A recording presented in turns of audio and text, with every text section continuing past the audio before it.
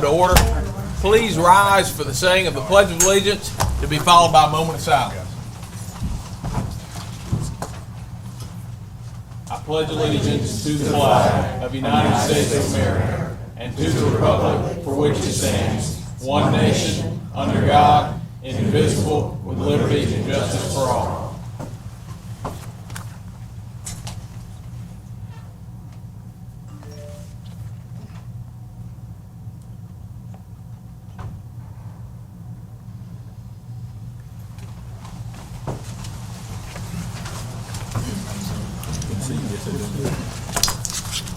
All right, you have before you a copy of the modified agenda. Are there any proposed changes to the agenda as written? Any proposed changes to the agenda as written? I got one, Mr. Mayor. All right.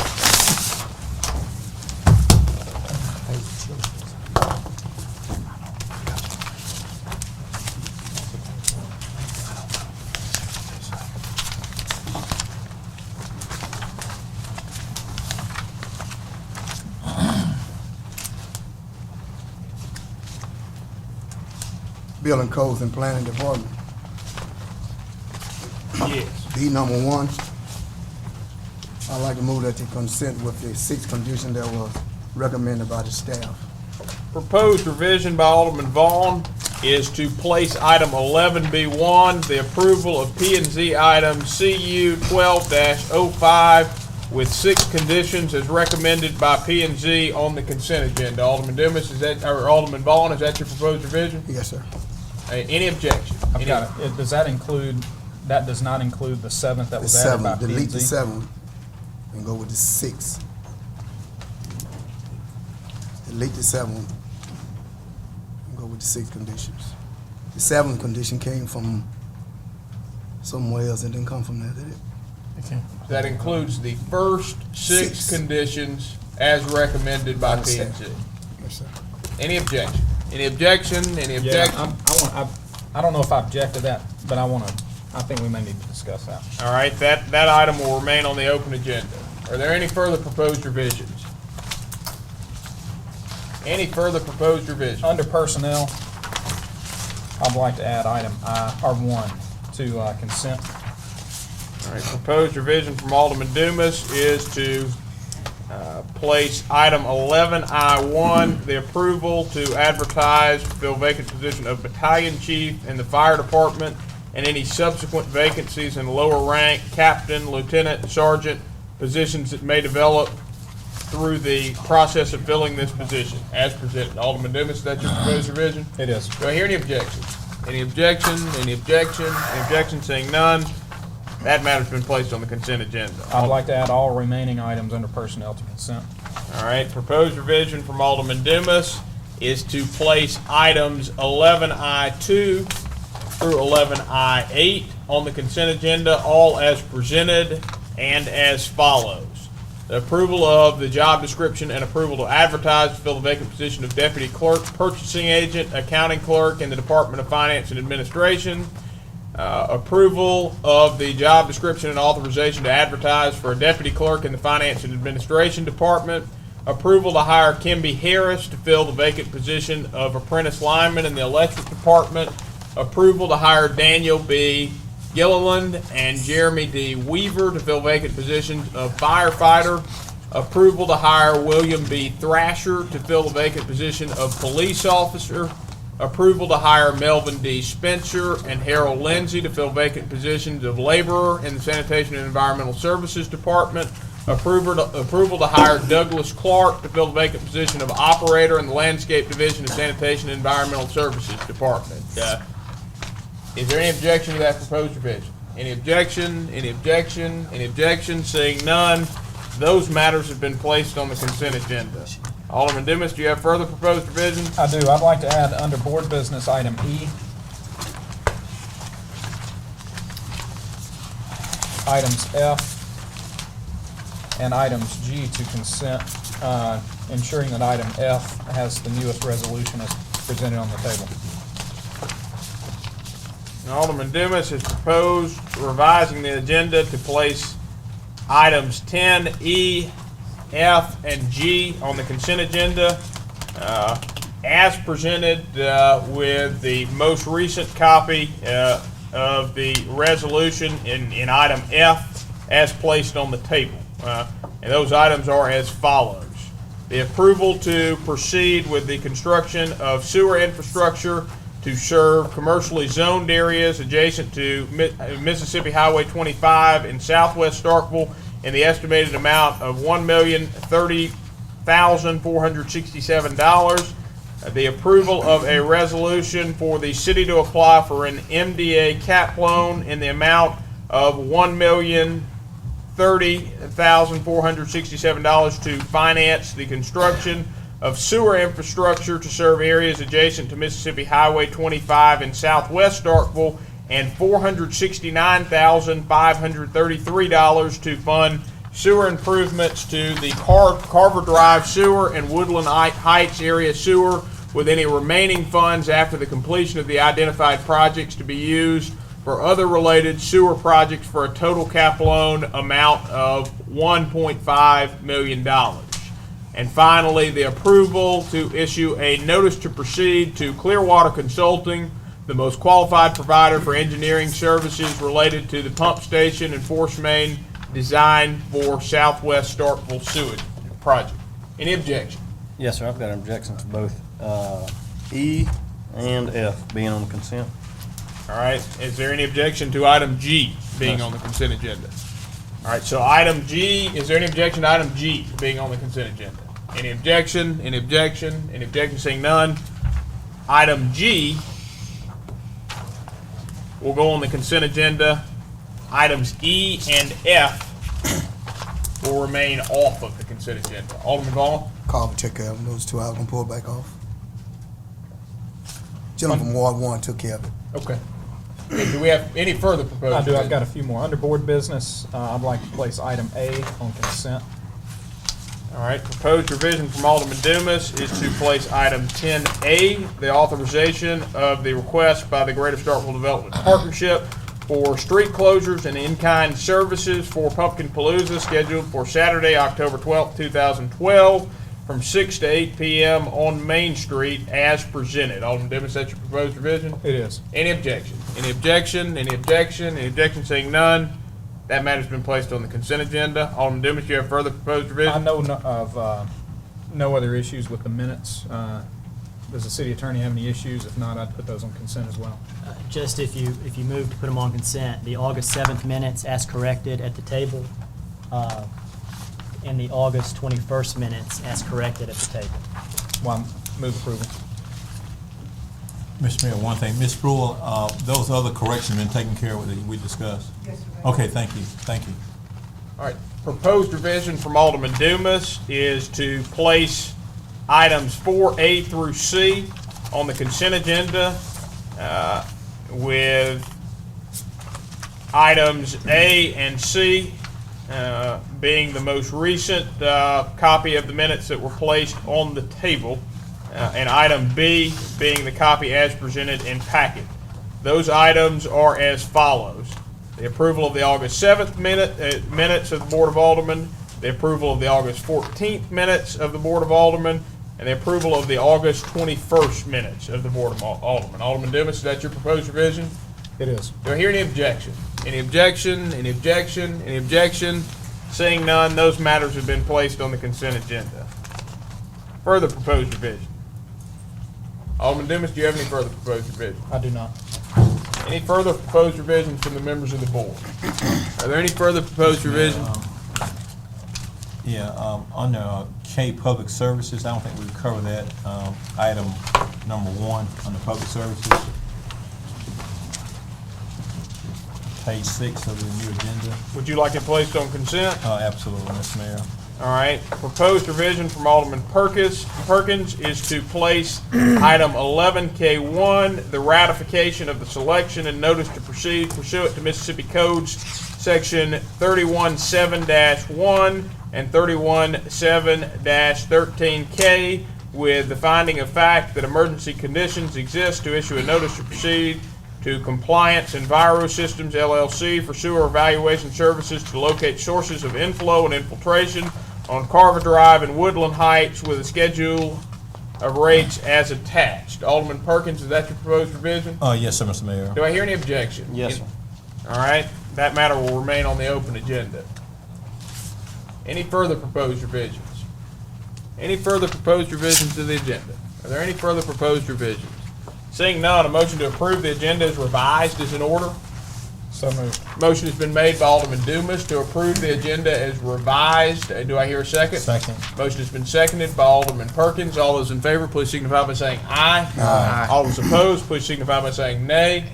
Measure clearly passes. You now have before you the consent agenda. Is there any objection to the consent agenda as revised? Any objection to the consent agenda as revised? Any objection? Any objection? Any objection? Seeing none, the consent agenda as revised is approved. Minutes have already been approved. That will take us to comments by the mayor and board. I have no comments this evening, and we have one scheduled comment by the members of the board. That is a presentation of the employees of the month by Alderman Vaughn. Good evening, everyone. Employees of the month, September 2012, Starkville Fire Department, Public Service Department, Building, Codes and Planning Department. Our recognition of the employees of the month for September 2012 is going to take a slightly different approach. Instead of recognizing a single employee, we will have to recognize the efforts of three very important groups in obtaining a goal that would benefit the city of Starkville and all of its citizens. The city of Starkville would like to recognize the Starkville Fire Department, the Public Service Department, and the Building, Code and Planning Department for their valiant efforts in helping Starkville obtain a Class 4 fire rating. Years ago, a plan was set into motion for Starkville to lower its fire rating from a Class 5 to a Class 4 rating. This vision would not have become a reality without the effort of the Fire Chief, Roger Mann, Public Service Director Doug Devlin, and City Planner Ben Griffin, and their respective department staff. The city of Starkville received the rating from the Mississippi State Rating Bureau. The Rating Bureau is a fire insurance rating and engineering organization who determine the fire rates for communities. Every 5 to 7 years, the Bureau rates a community to establish its fire rates based on 3 fire defenses: the water system, the fire system, and the building codes. The Bureau conducts a survey for each community. It starts by surveying the water system. The survey looks at the water system supply, the consumption, the size and the arrangement of the water mains, and how well it does on the actual fire flow test. Next, the Bureau inspects the fire department from their equipment, manpower, officer, fire practice, and the numbers of fire stations and their methods and operation. Finally, the Bureau survey the enforcement of the building code, electrical codes, and fire prevention codes. All 3 of these departments must work together in order for a community to receive a lower rating. Over the years, the city of Starkville has made a tremendous effort to improve all aspects of each of these 3 departments. Public Service Director Doug Devlin has spent years improving the infrastructure of the water system by updating the existing system, hiring competent personnel, and providing quality service. Fire Chief Roger Mann also has improved the fire department by hiring additional personnel, improved the training of existing personnel, upgrading the equipment, as well as adding a new fire station. City Planner Ben Griffin also has improved inspection and recently adopted new building and electric codes.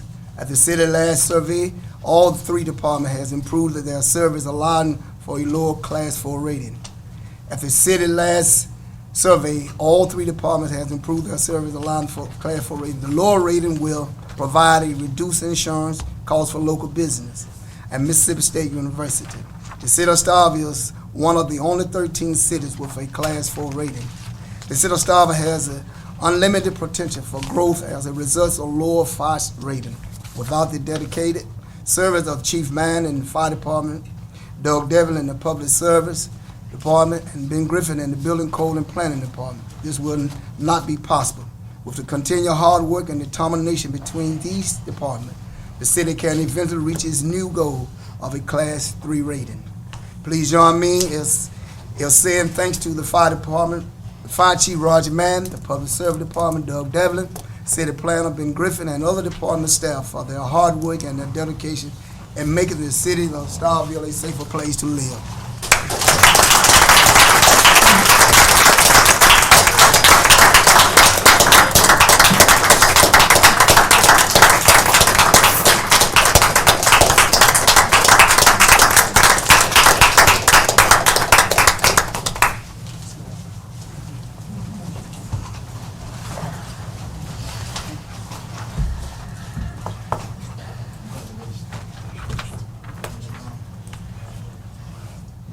Employees of the month in recognition of an outstanding performance, City of Starkville honor the Fire Chief Roger Mann and the Starkville Fire Department as employees of the month for 2012.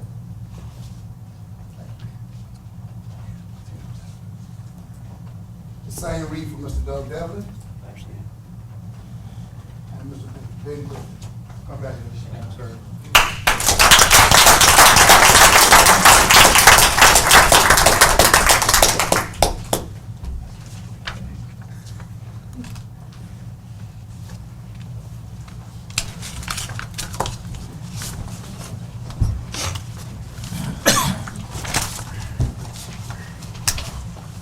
Do we have any further comments by the members of the board? Mr. Mayor, give me a moment of personal privilege, please. Yes, sir.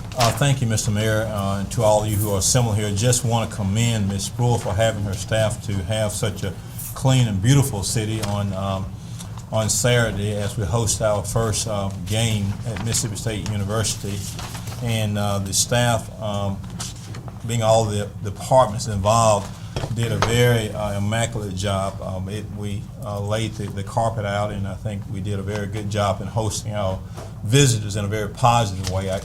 I gave Ms. Sproul a call. I saw some of our public safety officers performing their duties. I think it was maybe been the fire department or the police department. I think I called Ms. Sproul in the middle of the afternoon. She's used to taking those calls from me. Thank you, Ms. Sproul.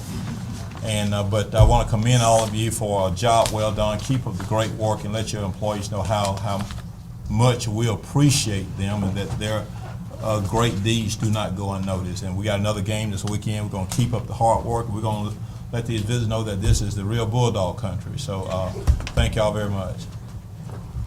Do we have any further comments from the members of the board? Any further comments from the members of the board? Any further comments? Seeing none, we'll move to citizen comments. At this time, any citizen wishing to make comments this evening may do so by coming forward, introducing yourself, and you'll be recognized to speak for a maximum of 3 minutes.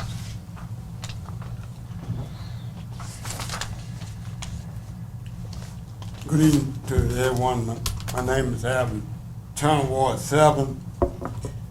I'd like to recognize the Vice Mayor for his absence, and I want to apologize to Alderman Vaughn for getting too big a hurry last meeting, but want to recognize him as well. Thank you, have a good evening. Good evening. Citizens has a fear that we need to take serious account of, and that is our people with a mental challenge. I have friends that are schizophrenic, but I have learned how to handle them, and you have to be real careful. Making fun of them, laughing at them will make them strike. But on the law enforcement side, we need to, if we could, at the next meeting, get community counseling in so that we can know the signs of bipolar and schizophrenia, which is the dangerous kind, which they hear voices. So that we need some help because the shooting Chapel Hill and the shooting on County Road, that goes deep when those people hear voices and they are not themselves. Thank you. Thank you, Mr. Turner. Do we have any further citizen comments?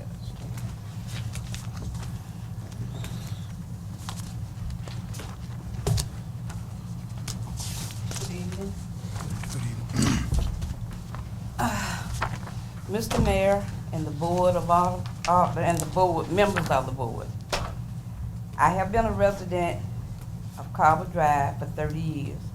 My neighbors and I have requested assistance on many occasions. I am here tonight asking for help once more, again. Item K3 on the board agenda for August the 21st mentions that emergency conditions exist with findings. I am thankful that this is now in black and white on a document you are responsible for. I have a question that I would like to ask, and I'm respectfully requesting that it be answered. My neighbors and I are not going away until a satisfactory resolution is rendered. Okay, my question is, are you aware of the possibility that the citizens may choose to seek litigation regarding this matter?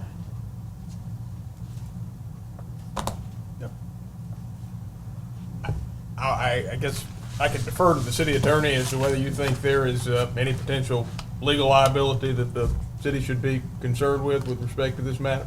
I've not heard that any litigation is coming, and if it does come, I would prefer to comment at that time. Okay. And could you state your name for the record? Oh, I'm sorry. Maggie Miles. Yes, ma'am.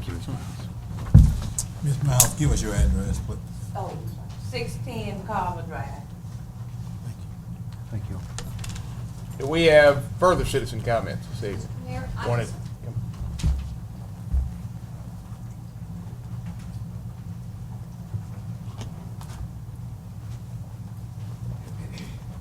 My name is Jane Beamer, and I am in District 3. I do not believe her question was answered, sir. She asked if any of you knows whether or not litigation could be taken against the board. And the city attorney is the attorney for the city, and ask him for a legal opinion as to whether He said there he was had not litigation heard of any. forthcoming. He said he had not heard of any. But she asked you whether you knew that this could happen. And I do not know of any litigation forthcoming either. But you do not know that this is a possibility? Not that it's coming or anything, but that it is a possibility. Again, we hire an attorney to provide advice for the Board of Alderman, and he's provided his opinion. Thank you. Ms. Beamer, if you want me to answer that, I mean, that's gonna put the city in no liability situation. Yeah, liability, I mean, a lawsuit could come. Yes, it could come. And the board realizes that. Well, I'm saying, you know, of course, that's with my being a lawyer, you know, a lawsuit can be filed any day. But if a lawsuit is filed, then that's what the lawyers have to do to try to defend them. You know, not say we'll win them all, but, you know, but it could happen. Okay. Thank you. Thank you, Ms. Beamer.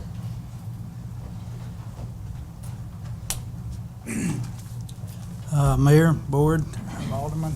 My name is Judd Ward. I live in Ward 5. I have a question about the previous municipal complex. Why at that time did you choose to allow a city referendum on that issue? It wasn't just allowed, it was mandated by statute, because in that case, it involved the issuance of general obligation bonds, which general obligation bonds are backed by the full faith and credit of the city. And that means over the full 20-year life of the debt of those bonds that is associated with those bonds, the city may at any time levy taxes to service the debt on those bonds. Mr. Mayor, can I respond to this question? You may.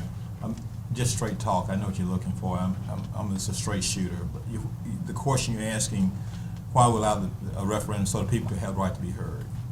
Bottom line. Correct. Okay, that's the answer to your question. Okay.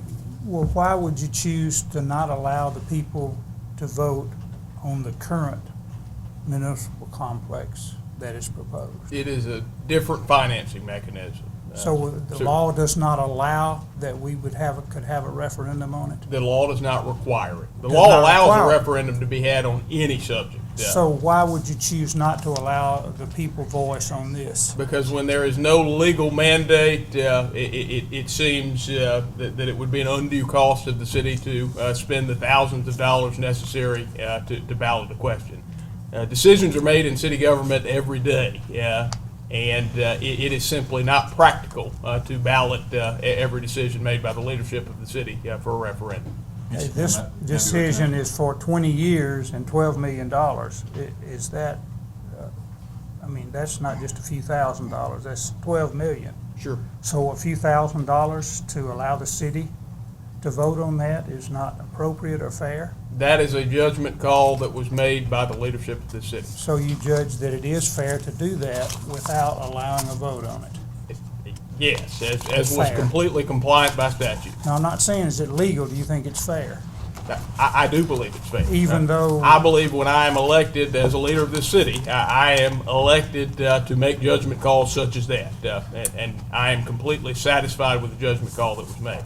Okay, so that you feel like, in a sense, you have a blank check, even if it's 12 million, that if y'all want to do something without the voice of the people, even though there was 15%, it lost by 15 percentage points last time, you feel like it would not be fair to not allow a vote on that? And Mr. Ward, I will leave it at this, that this was a completely different project than the project that went to ballot for the referendum. There were numerous differences. The most significant difference is this project will not carry taxing authority for the city over the 20-year life of the debt. That is ultimately why it did not go to a referendum. Well, who pays for this $12 million project? The city will pay for the project. The citizens, correct, through taxes? And Mr. Ward, this time is reserved for comments. I have done the best I can to field your questions, but it's obvious that you and I just disagree on the subject. Mr. Mayor, may I be recognized? Alderman Burke. Thank you. Mr. Ward, basically, you know, the prior referendums, and I've been on the board in all of them, and this board allowed the referendums to ensure that the people have a voice, to ensure that the people are heard, and we want to ensure that the people are heard at the ballot box. Of course, you know, in all due respect to my colleagues, the current method of the certificate of participation, you know, just allows for the $8 million plus to be spent without the people having a voice. And if you actually follow Alderman Perkins' opinion, it just appears that it was just a majority view to get this done because it was, in my opinion, maybe perhaps fear that the people may vote that down, you know, because as you know, I feel that the best way to do it would be just to let the people vote on it. So, but certainly, as the mayor said, with that method of financing, then of course the mayor and the majority, on the 4-3 vote, voted to allow that to happen in the manner in which it is now proceeding. So I just want to make sure you're clear on the answer to the question. I wasn't trying to add anything onto the mayor, but I want you to be real clear on the answer to your question. Well, I'm not trying to be disrespectful, I just don't understand why Okay, let the me fill another citizens are question not on this, allowed Mayor. to vote on it. Okay, well, let me answer the question, and Because, let- particularly in view of the fact that it lost by 15 percentage points last time. okay, I'm gonna answer the question. I'm not taking a side for, and I'm gonna be very brief. Mr. Mayor, I'm gonna give this response, I'm gonna yield the floor. And I'm not taking a position to support, because I voted against the certificate of participation. But certainly, the board could have chose the option to put in a referendum, but the board did not do that. Now, the board chose to go through the validation route. And of course, that matter is set to be heard in court on Tuesday, September the 12th of 2012 at 9 o'clock. Okay, so but that goes through the legal process. But the current method does not allow the people to vote on it, because so it's not labeled as a bond issue. So there's a very fine legal distinction, but at the same time, that current method of financing does not allow the people to have a voice. So I mean, that's something that that the majority and obviously the mayor supports to not have for the people not to speak on it. But of course, in my closing statement, I'm gonna be done. So make this quick sentence.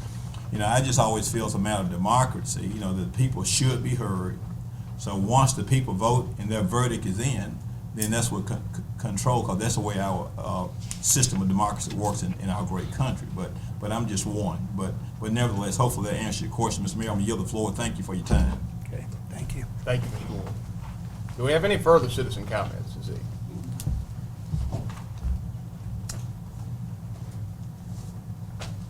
Good evening.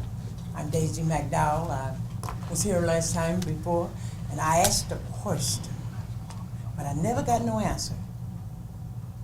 Why is it so hard to fix that ditch down on Carver Drive? Why? You want to do nothing about it? You want to push it in a corner, but it's not going in no corner. It's not going to stay in that corner. It's going to continue to stretch out. And we need that ditch fixed. And you all have the strength to do it. Why push us away? Thank you. Thank you, Ms. McDowell. Miss Daisy, we're gonna have, I pulled a couple things off the consent tonight, because we are gonna discuss it. It would be a good night to stick around and see, some of the surcharge, some of the sewer issues and things like that are gonna be discussed later on in the meeting, so, That'll be great. yes, ma'am. Thank you. Do we have any further citizen comments? Any further citizen comments? Any further citizen comments? Seeing none, we'll move to public appearances, and we have 3 public appearances scheduled tonight. The first is by Jennifer Gregory. Ms. Gregory, one of your items has been placed on consent. One of your items is still on the agenda for open discussion, so you may want to choose to provide emphasis during the 10 minutes that's allotted to you to that item, but I'll leave that up to you. You'll have 10 minutes to make your presentation, then I ask that you remain seated for any questions or comments from the members of the board. Thank you, Mayor. I'm Jennifer Gregory with the Greater Starkville Development Partnership, and this is Mamie Costco with the Junior Auxiliary. So she will be giving you a little bit of information about the JA Chili Fest, and I'll give you a little bit of information about Pumpkin Palooza. Like the mayor said, y'all placed that request on the consent agenda. We certainly appreciate that, but just as a little bit of information, Pumpkin Palooza will be October 12th on Main Street. This is the 4th year for the event. Last year we had about 6,000 people, and we expect that many or possibly more. It's a great night for retail, promotion of our downtown area. Restaurants have great sales nights, and it's just a great time for us to showcase our community and our downtown area to the visiting fans and to people that live here in Starkville. So we appreciate your support, and we hope to see y'all there. Thank you. Do we have any questions or comments from the members of the board? Any questions or comments? Alderman Carter. I've got one, but it's about another subject she may be able to help us out with. Could you, while we got you, highlight Friday night in the downtown block party? Yes, thank you. The first event of the New South Weekend series of events, which Pumpkin Palooza and Chili Fest will both be a part of, is the downtown block party. It's this Friday from 6 to 8 in the College Park Shopping Center on Russell Street. So that's where George Sherman, Hallmark, Prudential, Starkville Properties, those businesses are. And so we have, you guys will help us close, the street will be closed off on Russell Street. You guys have helped us with a permit with that. And so Russell Street from Bank First, if you will, just a little bit past College Park will be blocked off, and we'll have live music, inflatable jumpers, a Mississippi State pep rally, food vendors, shopping after hours, and just hopefully a time for people that are visiting to check out what we have in Starkville. So we're moving the event to a different area of Starkville to try to showcase some of our other retailers. So it's this Friday from 6 to 8 at College Park. Thank you. Thank you. Do we have any further questions or comments from the members of the board? Any further questions or comments? Seeing none. Thank you, ladies. Thank you. And Mamie will speak about JA Chili Fest, if that's okay. Okay, like she said, I'm Mamie Costco. I'm representing Junior Auxiliary of Starkville. We have been planning an event that we would like to be annual, but it's the first, called the JA Chili Fest. It is a chili cook-off that we have scheduled this time for August the 19th, the Friday night of Mississippi State Homecoming weekend. We are asking to block off from Lafayette in Maine down to Jackson in Maine without blocking off Jackson. The event is a cook-off and competition. We're hoping to get participation from restaurants, tailgates, clubs, to cook different kinds of chili and make it consistent with the homecoming theme with Mississippi State's big events that weekend. we will be charging for admission. We'll also have a children's village with different inflatables and pictures with bully and face painting. We'll have some live music, and then the attendees will be voting on the chili for whose is the best. Any questions or comments from the members of the board? I've got a few. Alderman Dibs. You said you're charging for admission. What are those prices? $5. And that's for anyone? Right. And then what time of the, what times, when do you need the road closed? The event is scheduled right now from 5 to 8.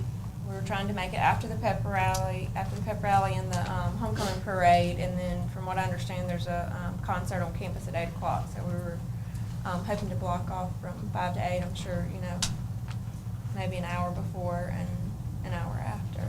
And so the idea of the participants here would be who? Just individuals or restaurants or? It can be anybody, but we are targeting, different restaurants and tailgates, individuals, clubs. We've had some interest from some different, just a lot of different areas in Starkville and on campus. We're hoping this will be a fun family event that will bring not only, the city of Starkville and the families, but the visitors that are here for homecoming, and the fans, and the campus all together. Have you, well, I can say this because I've been involved with some of these events. Some of them, I'll use Downtown Block Party, for example. That one for the last couple of years, it's 2 years now, this is our 3rd year, correct? Main Street's so wide. One of the issues we see there, and I think it's one of the encouraging things about moving it to Russell Street, is that without the numbers of people you get for an event like Pumpkin Palooza, the street almost looks empty. And so, having also been involved with food events of trying to get people to come out, I just wonder, on a Friday night before a football game, the likelihood of people coming out, and I think it's a great event, I do, but I hear, and I know Jen does and others, about closing Main Street down and how that impacts downtown visitors and merchants. And so, have you considered any other location, like Lafayette Street or some other, that would not impact the traffic flow along Main Street? Well, we really haven't discussed an alternate location, but that's us just working with the downtown partnership and wanting to get more events on Main Street and involve all of the businesses with the shopping after hours. But the reason we moved it, we did move it down a block, and I think you have a copy of the new site plan, so that it doesn't block off any restaurant. But we would close, and I guess from a traffic flow standpoint, we would close, and perhaps this is a question for Ben more than anyone, or Chief Lindland. With closing Main Street at Jackson and then closing Lafayette Street, we would then need to close Main Street at Washington, because those individuals coming east from Meg's would not have an outlet if they came in on that section of Main Street, correct? So we would have to close the entire street because they would have no turnaround. It's not inclusive of Lafayette, Jackson, going over, so you can do eastbound and go north like on Lafayette. Okay, well, this site plan has Lafayette being closed both on the north and the south side of Lafayette, thus cutting out all your outlets. If you were to come in from, We anticipate route the traffic north into the south end is used. It would be better if we didn't do Lafayette inclusive at all. We went right there to Jackson and stayed in that one block forever. Okay. That's the best way to do it. so you could get ingress and egress both off Lafayette from that. If we don't include the closings of Lafayette and Jackson, correct. Okay. And will these vendors have to have generators, or are there enough plugs down there? No, there are enough plugs. We've been working with Starkville Electric Department, but the chili we're going to require that it be cooked off-site and brought on and use the Okay. steamers and stone oak to keep it warm. Alderman Perkins. Thank you, Mr. Mayor. Give me your name again. Mamie Costco. Mamie, now you said it will be a $5 admission fee. Now, Okay, now you're gonna be on the city streets, you intending to charge $5 admission by using city property?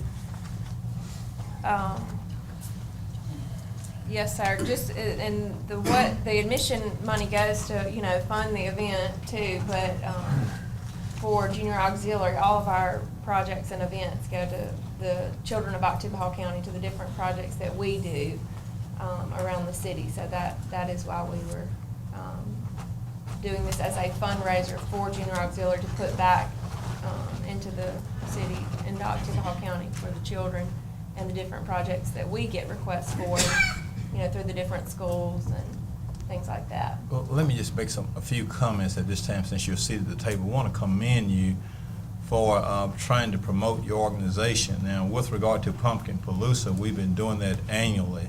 Now, according to the material in your statements at the table tonight, this is the first time that you are coming to the city. These are some things that concerns me.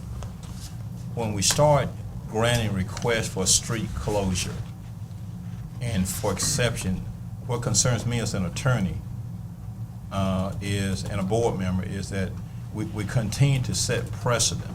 So what we're getting here, of course, and we want to thank everyone for wanting to be downtown.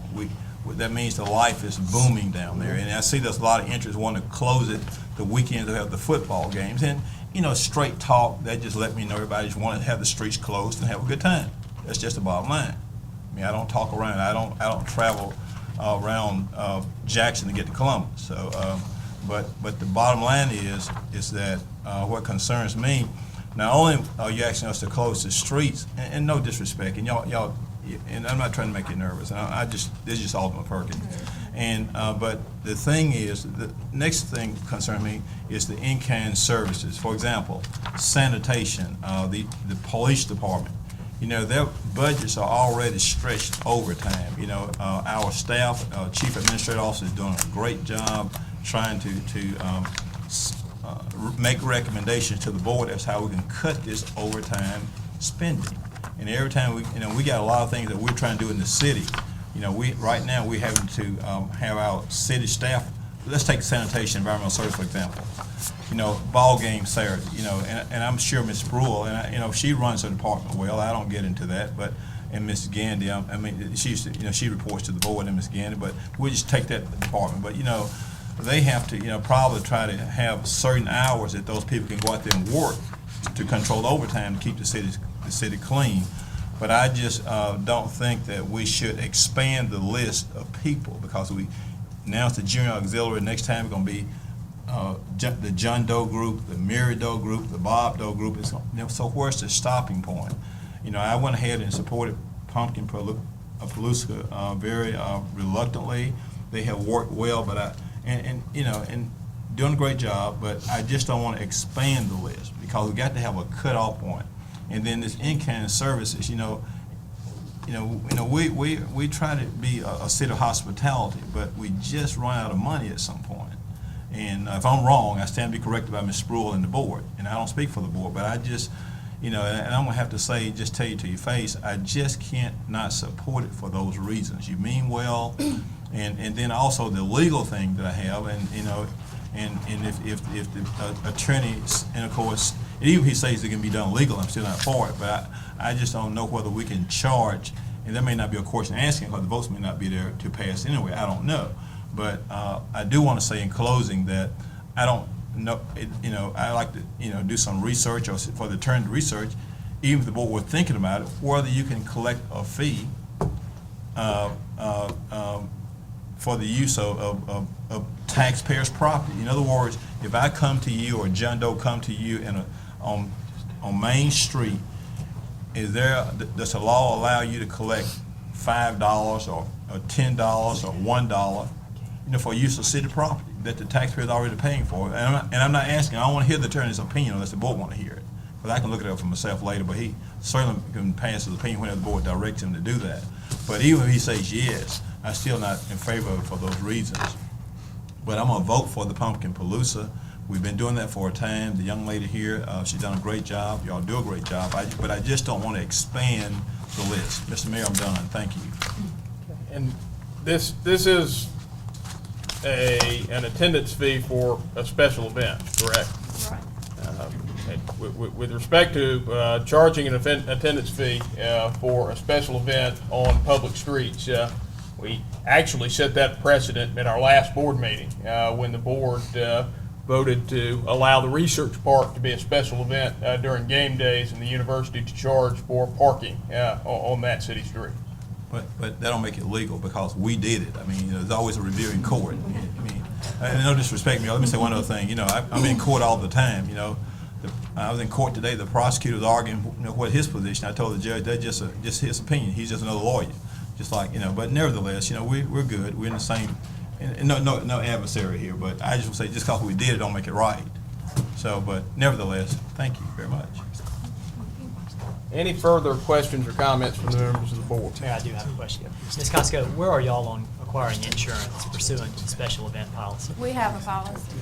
All right, it's not in the packet materials, so. Okay, it is through Reynolds Insurance. Okay. And Well, make I sure will you get that to Mr. Griffith so he can let me look at it if the board votes to approve tonight, which I don't know whether it will or not. Okay. I will do that. Any further questions or comments from the members of the board? I've just got, I've been reviewing it since we got our packets last week, and I personally think it could be a great, it's the first annual, so I realize that it's always hard to get the first annual event kicked off and started, and I think it could be a very beneficial event for our city. It could bring retail and everything downtown to the downtown merchants, and if we're going to start here, if we're going to draw the line here, I guess this is where the board decides to draw the line. But I think it's unusual that we decided tonight that we're going to start drawing the line somewhere without any previous meetings or anything. So I would fully support the event in any way that I can. And, I don't know. I guess we'll see what the board decides. Any further questions or comments from the members of the board? Any further questions or comments? Seeing none, thank you, lady. Our second public presentation this evening is by Chairman Moreland and Mr. Peters on behalf of the Parks Commission, quarterly report. And y'all will have 10 minutes as well.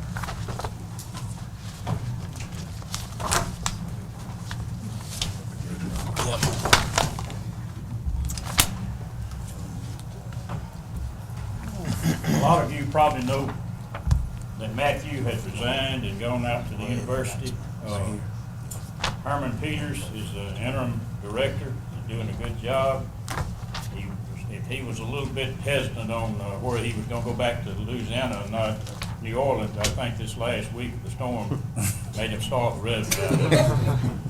A lot of people think the parks is just a place to play. But if you look at all of the different things that we offer, kids summer camp, tennis camps, piano lessons. We got 25 to 30 kids taking piano lessons down there. All kind of quilting. How many people out here know how to quilt? There you go, one or two. That's it. When that generation's gone, it's over with. You can get a wool blanket and go to bed. But we've had a lot of activity since the last quarter. We've got a financial statement attached here to the back of your handout. You'll notice some of them are up and down, but like the swimming pool, as we closed the swimming pool over at West Side and building a splash pad, that cut down on that, so that made it be a little out of balance. But when one's up, the other will be down. We've got some pictures, some slides we want to show you, but we've got to feed it first.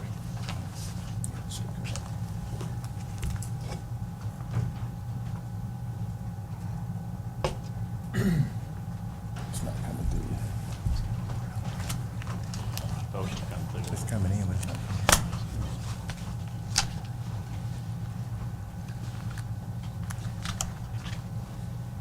There you go. That's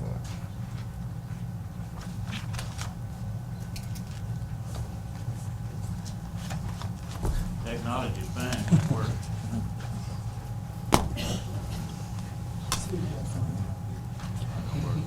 It's coming through.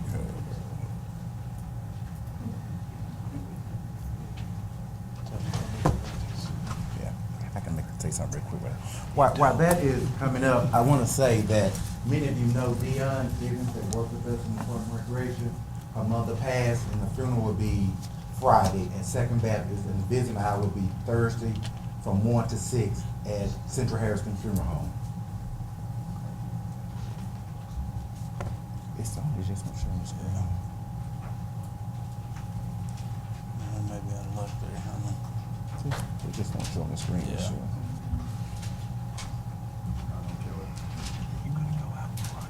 See, it's screen, it's screen. Yeah. It just won't show. That's okay. Okay.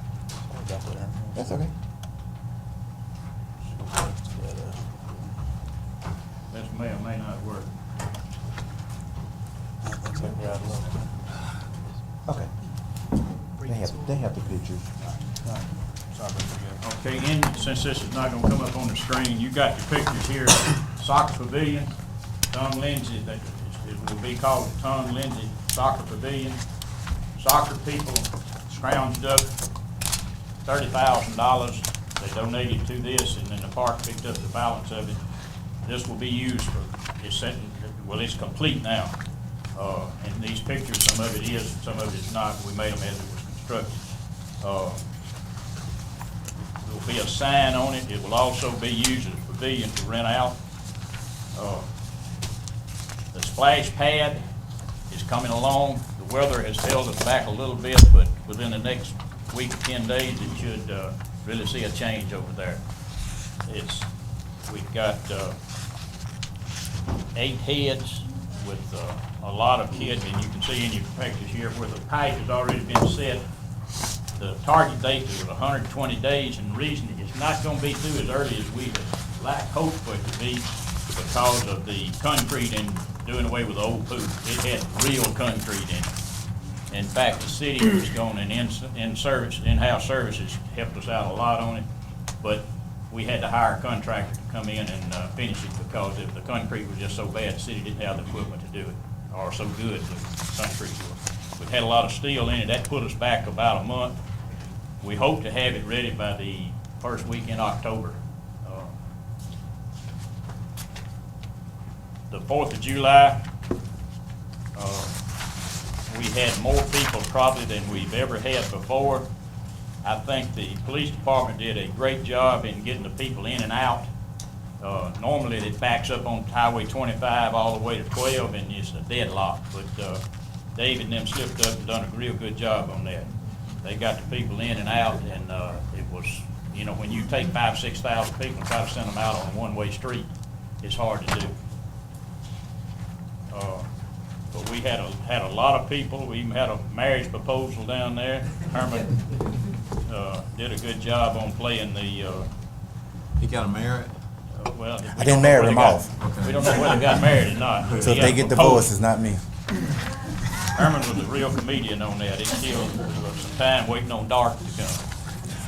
But if you'll look over if you got any questions, we'd be glad to try to answer them on your financial statement. Other than that, we apologize for this not working. Herman said it would, and I didn't believe him anyway, but that's what he said. So I got one question. Two questions. The deadline, what'd you say the deadline on the spec flag gonna be? It is November the 1st, but I talked to him today. Hopefully it will be to it by the first week in November, October. You backed up on I told him that. it was kind of like having giving a kid a Christmas present, telling them they can't open it for another 2 months. We hope we get it in before the cool weather hits. Secondly, what the capacity? I mean, with a hole, what's the capacity? Oh, it's in and out, it'll be open, a lot of kids can get in it. It'll be as many as comes in and out. And this is just phase 1, right? Yes. Yeah, right, phase 1. All right. We're building it in a way that you can expand it as money comes in, and we got a phase 2 on it also. But the pool it just wasn't being used as much as we should. We had to have a number of lifeguards. This splash pad will pay for itself in 5 years in 10 years in just lifeguard fees and insurance on the lifeguards. What would be the fee to enter? What is the fee to enter? Fee to enter? Yes, splash pad. How much it costs? None. None. That's cheap enough. Cheap enough. Thank you. Anybody else have any questions? Alderman Parker, did you have? Mr. Alderman Vaughn got all my Yeah, questions. it'll be free. We'll have shades, people where they can come and watch the kids play, this type of thing, benches for to sit on. It's gonna be a real good thing, real asset to that part of the park. Keep me notified if you bag up another date. Keep me notified if you bag up another Sure date. will. And we'll make an excuse if it doesn't come through by last October. But I think it will. We're waiting on the heads, and they are supposed to be in tomorrow. These things are unique in the way that you can't just go pick them up off the shelf. Whatever you want is what they design, and they design them individually. So they told me that they should be in tomorrow. They got the piping already in the ground and covered and ready to go. The one thing that's holding them up on where you didn't see much activity is you got to work it from the inside out.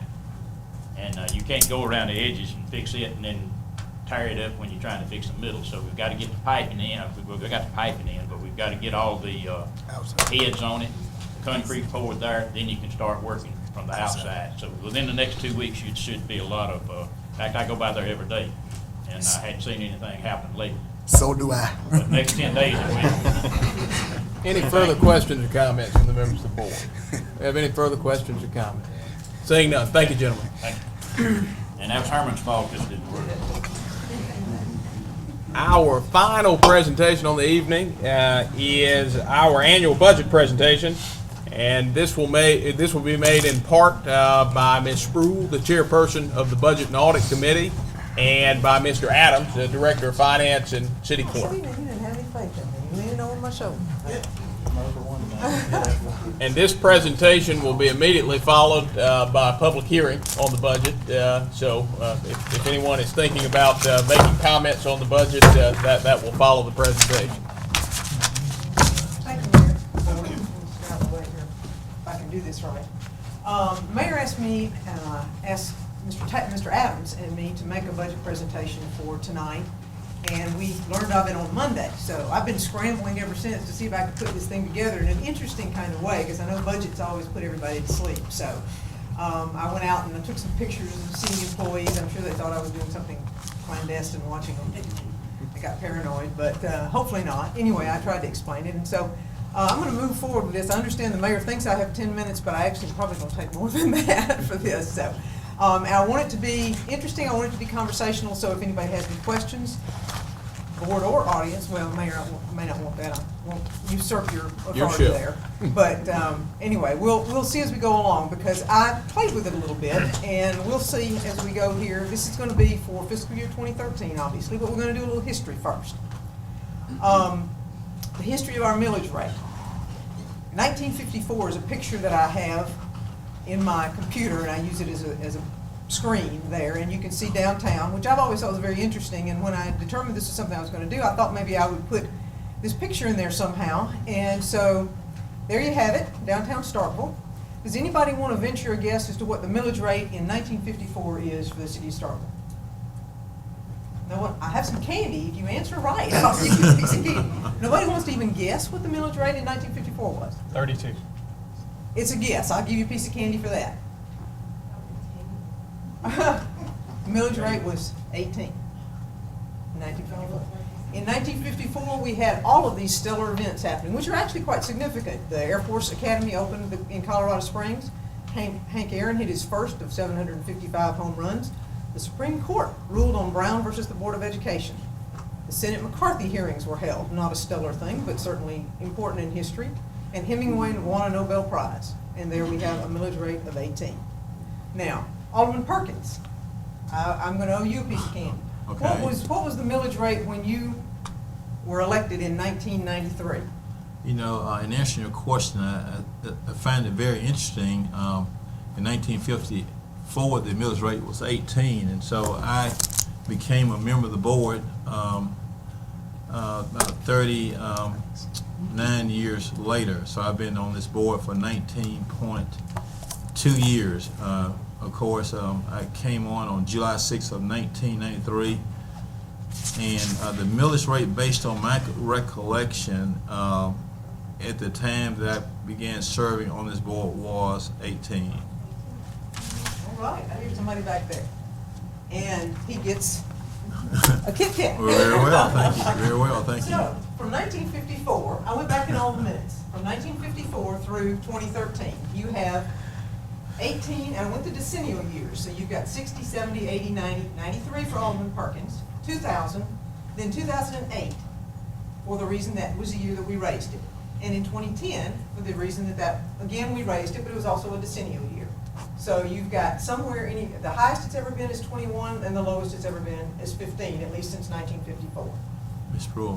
Yes, sir, I'm sorry. And maybe I'm getting ahead of your presentation, since you Yeah, asked me see? a question, it jogged my thought process to share some other things with the board. Of course, during my 19.2 years on the board has been very conservative, including Alderman Perkins, with the millage rate. The millage has been increased 3 times. Hopefully I was not getting ahead of you, but I thought I'd interject this now. The first time the millage was increased was during my second term on the board, which is the term of 97-01, and Mr. Nikovich, he's out there in that audience now. He was on that board, and of course Ms. Marie Lee was there with us. She represented Ward 1. She was very involved with the budget. And at that time, it may have been the year of 2000 when the millage was increased by 1 mil, and that 1 mil was earmarked for improvements to the annex roads. And remember, the city last annexed on about October, November of 1998. But the danger about putting money on an earmark, that governing body will find a way to spend it. So the bottom line is, it rolled into the general fund. It didn't stay earmarked for that purpose. And then so we went from the second term, and the next time, the second time that a millage increase was during my 4th term on the board. And of course, I'm sure you know how Alderman Perkins voted on that, and you would say, I voted nay, right? Which I did. And that was a millage increase of 3.4 mils, which was done during the 05-09, during the Kemp administration. And they did that for those bonds that were issued then. And then the last millage increase was done during this current term of 0.45 mils. And so, but basically you had a 1 mil increase, and that rolled back into the general fund. And then you had the 3.4 from the Kemp administration, and then 0.45. Yeah, so thank you. You heard another one. Thank you, very good. And I really recall that, and that when we had that 1 mil, Mr. Mayor, back in that 2000, to call it Alderman Perkins, this money, that sounded good. I mean, because we needed the roads. We almost doubled the size of our city. Most all the area, those roads, they were the county roads. They were gravel. And lo and behold, I mean, the money didn't stay earmarked long, Ms. Brewer, for the roads. And I didn't have the votes other than myself, Harley, to keep that money from going to the general fund. And that's what happened on it, because back in the first term, I'm gonna be quiet, Mr. Miller, to get to the presentation. Because back in the first term, Ms. Brewer, the roads where we paid as we, and Mr. Nikovich was on that board. He was from 9301. He served 2 terms. We paid as we went along on that. It was a pay as you go. So that's why I got the philosophy. Mr. Parker, your former predecessor, Mr. Bob Smith, he was a firm believer in that. We rolled pay as you go, and of course the city just grew, and the city got out of that philosophy. But nevertheless, thank you for your great job. Thank you. Okay. We're not half done. Okay. So let's look at the trend line. Basically, you've got somewhere between 18 and 20 all along for the last 60 years. So even though it may have gone back into the general fund has not grown in terms of millage. All right, what else impacts our residents? How about Starkville school millage? 1954, it was 21. And now, this year, it's gone up as high as 66.56, and it's now down to 62.96, according to the superintendent this year when he made his presentation to us. What's really interesting is to look at the 2 of them together. Rather a dramatic difference. So that started me thinking about, what do we do with our 20 mills? Who do we serve? So what other variable makes sense when we look at what we're doing with the 20 mills? How are we serving our residents? There's our population. Starkville's population in 1954 was 7,107 according to the census, 50 census. We had 18 mills. We have since grown about, I think, 236%, I believe 236% increase in population, and our millage is pretty much the same. It's got about 11% or so increase. I found that to be a rather interesting stat. What was the, I'm sorry. as far as the millage stays the same, but what is, I mean, a mill's about 176,000 now. The value of the millage certainly changed, Yeah. absolutely did. So we've been living off that growth. But when you look at it in terms of, we crossed in the 90s between where we were having our population growth, our trend lines crossed in the 90s. The school millage, incrementally up. That's about a 300% increase in school millage versus the population of 236% increase. I thought that was pretty interesting. Ms. Brewer, So, yes, sir, I'm to sorry. look at it, undoubtedly, we had some very conservative leaders that we still running with from the millage from 54 and not too much further from that Absolutely, in and that is 2013. exactly the point that I Undoubtedly, we wanted had to- some very, very conservative leaders. Yes, sir. That is the point I wanted to Very, have very made. good decision makers. That was the point I wanted to have made, is that we have been very conservative over the years. The school millage has risen, and people, we hear regularly that we pay too much in taxes, but your city taxes are quite low. They're quite low.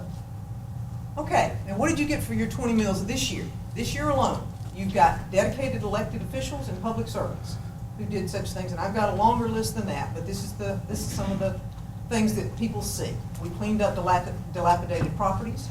Anybody that drives down Louisville Street knows that we've got a widening project going on that's going to be remarkable when it's done. We cleaned and cleared and improved Northside Ditch. We adopted a redistricting plan. The police department is about to be nationally certified for CALEA. We've got an improved website. We hired a company that's going to give us a new design that should be rolling out in the next couple of months. We've received a Class 4 fire rating, which got these folks Employee of the Month this year, or this month, and our Class 4 fire rating is one of 13 in the state. That's an extraordinary thing. We've provided services for multiple special events, which we see coming almost every board meeting. We adopted the newest ICC and electric codes. We started the Yellow Dot program, and we reduced the flood insurance rates by 5% through CRS certification, and that's something that your staff did through their efforts. I think that's an important thing to know, that you got that for your 20 mills this year. All right, so let's go through the highlights of this coming budget year. And one thing I did not put in there that I should have, and I apologize for that, there are no pay increases in here. That was asked of me before I got started on this presentation. There are no pay increases for employees in this budget. We have some incremental pay increases that come with 3 years, 6 years, I think, and the other one's 10 years or something. But those are the ones that are scheduled by policy, but there are no general pay increases. The budget revenue assumptions that we made in order to reach this budget, that has been online, by the way, is a flat property tax rate. We're going to get $3,562,500, and that's exactly the same revenue that we project, or that we had last year in our budget. We projected a sales tax increase of 2.75%. We normally get somewhere between 4% and 6% over the years. We've all benefited from that increase in sales tax, but in order to project a conservative revenue figure, we used 2.75. That actually ends up being a revenue projection of $12,415 less than last year. So our total anticipated revenue for 2013 is going to be $16,841,982. That's the revenue we're working from. Our budget expense increases that were accounted for by state mandated retirement contributions, which have increased. We had approximately an 8% increase in the cost of health care for city employees. We had an increase in worker compensation costs, and we had substantial increases in the cost of commodities. Everyone knows that oil has gone up, and pipe has gone up, and any number of other commodities that we buy in order to do infrastructure improvements and operate our trucks, all of that has gone up. We have some notable expenditures by department. That's a picture of the RV park, in case anyone has not seen it, and from the air, probably most have not, but I get some cool pictures from Mr. Lincoln from time to time when he flies over, so he sends me stuff that I can use. Mayor Board of Alderman, they have a slight increase in their budget for the iPads for the paperless board meetings. Hopefully the lack of paper and the lack of copying and the employee hours spent on those will pay off, and we anticipate that will be the case. There are no other notable expenditure changes. We have the Bryan Airport, George and Bryan Airport, which will continue to get many millions of dollars in grants. They've done a remarkable job and gotten lots of grants over the years to improve the airport, and you can tell by looking at it. It's quite a good small public airport. Building codes and planning, we moved the administrative code enforcement officer back into the department budget.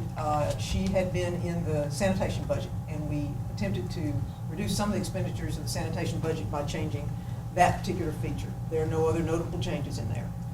Courts, we increased the communications line item for legal notices that are mandated by state law, and we increased overtime to cover the hours that the increase in code enforcement and police activity have created in our court system. Those are some of your dedicated employees who are trying not to get paranoid when I'm taking pictures of them. So, electric department, they're continuing their improvements to the fiber infrastructure for AMR service, and they are sharing in our disaster recovery costs. And that is some of Terry's dedicated folks who are actually putting in the fiber infrastructure, aren't they, Terry, right now? Engineering and streets, that's Mr. Mateen's ditch that we paved over a few years ago. That was the only picture I could find. Let's talk right there. You know, that, I tell you what, that took a lot of work for that to happen. It did. Mr. Mateen, I can remember in the minutes, was here in the 60s asking for that ditch to be paved. We got to it last term.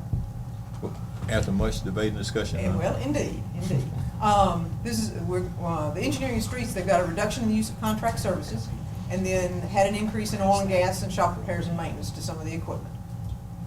Finance administration, with Mr. Adams coming on board, we have some additional software and support. Well, let me rephrase that, because it's not because of you that we've got this. You came on board, and these are some of the things you're going to have to deal with.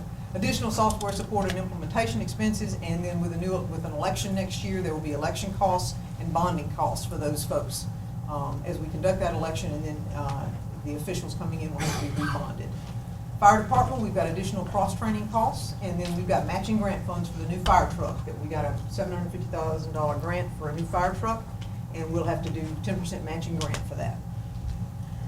Information technology. Joel and Scott, we've got a disaster recovery system in place that's going to be shared by other departments. That will be the additional equipment, and then we're instituting a fund planning for the anticipated obsolescence of identified city technology. In other words, we've got a bunch of old computers that are on their last legs and are going to have to be replaced. So before they crash, we're going to try to get them lined up to be replaced. Personnel, no additional cost to that other than we've moved some line items into a personnel separate department budget for personnel and out of the mayor's budget. Police department, we've got additional equipment for the new style of police cars that will be coming on fairly soon, aren't they, Chief? We're going to be seeing some of those new cars coming in soon? Oh, cool. Okay, might get a picture of that. But they require some equipment because we can't translate the Crown Vic equipment into the new police cars, so they require that. We've got some recorders for phones and radios, and then a turning target system for the firing range. And this is one of our 2 new police officers on a motorcycle, which I got him right after he gave somebody a ticket. He was okay, she was not. She was not happy. Public services, we've got expenditures for continued expansion, which is actually on our agenda tonight, and repair of sewer system for areas throughout the city, including Carver Drive and the Woodland Heights area. And then we've got an increase in gas and oil and overtime costs associated with some of these issues that we're having to deal with. Sanitation environmental services, that's where we've made some fairly serious cuts and tried to be creative in our budgeting. We've done a reduction in overtime and gas expenditures. We've reduced our garbage bag purchase this year in order to try to push part of that purchase into the next budget year, which would be the 2014 year.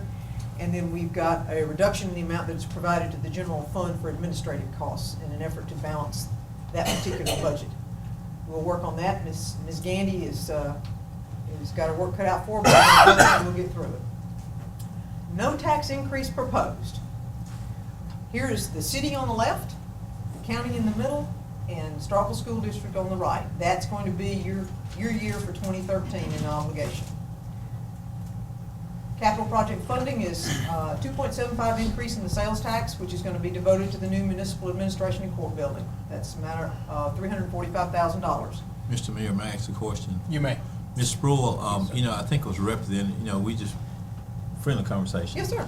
It was represented I'm earlier. going to take that candy away. No, yeah, thank you. It was represented that the the $8 million plus with 6.7 for the city hall and 1.3 for the police department will be paid from the future sales tax growth, and of course 345,000 being earmarked for this year. And it was also mentioned that it would that we will be paying off some bonds, some major bonds this year. But just clarify that for the public, that there are no bonds of any substantive amount that are going to be paid off this year. It was earlier represented. Now I think that's a small bond for some pickup truck or for some cab or something, and one of these public service departments going to be paid off, but none of that 05, 09 bonds can be paid off to years to come. Elaborate on that for the audience. I'd be delighted to, but to be quite honest, I'm not quite sure. Where is she? Ms. Clark in the audience? There she is. Dick, do you recall what's rolling off this year and what's rolling off next year in terms of numbers? Yes, ma'am.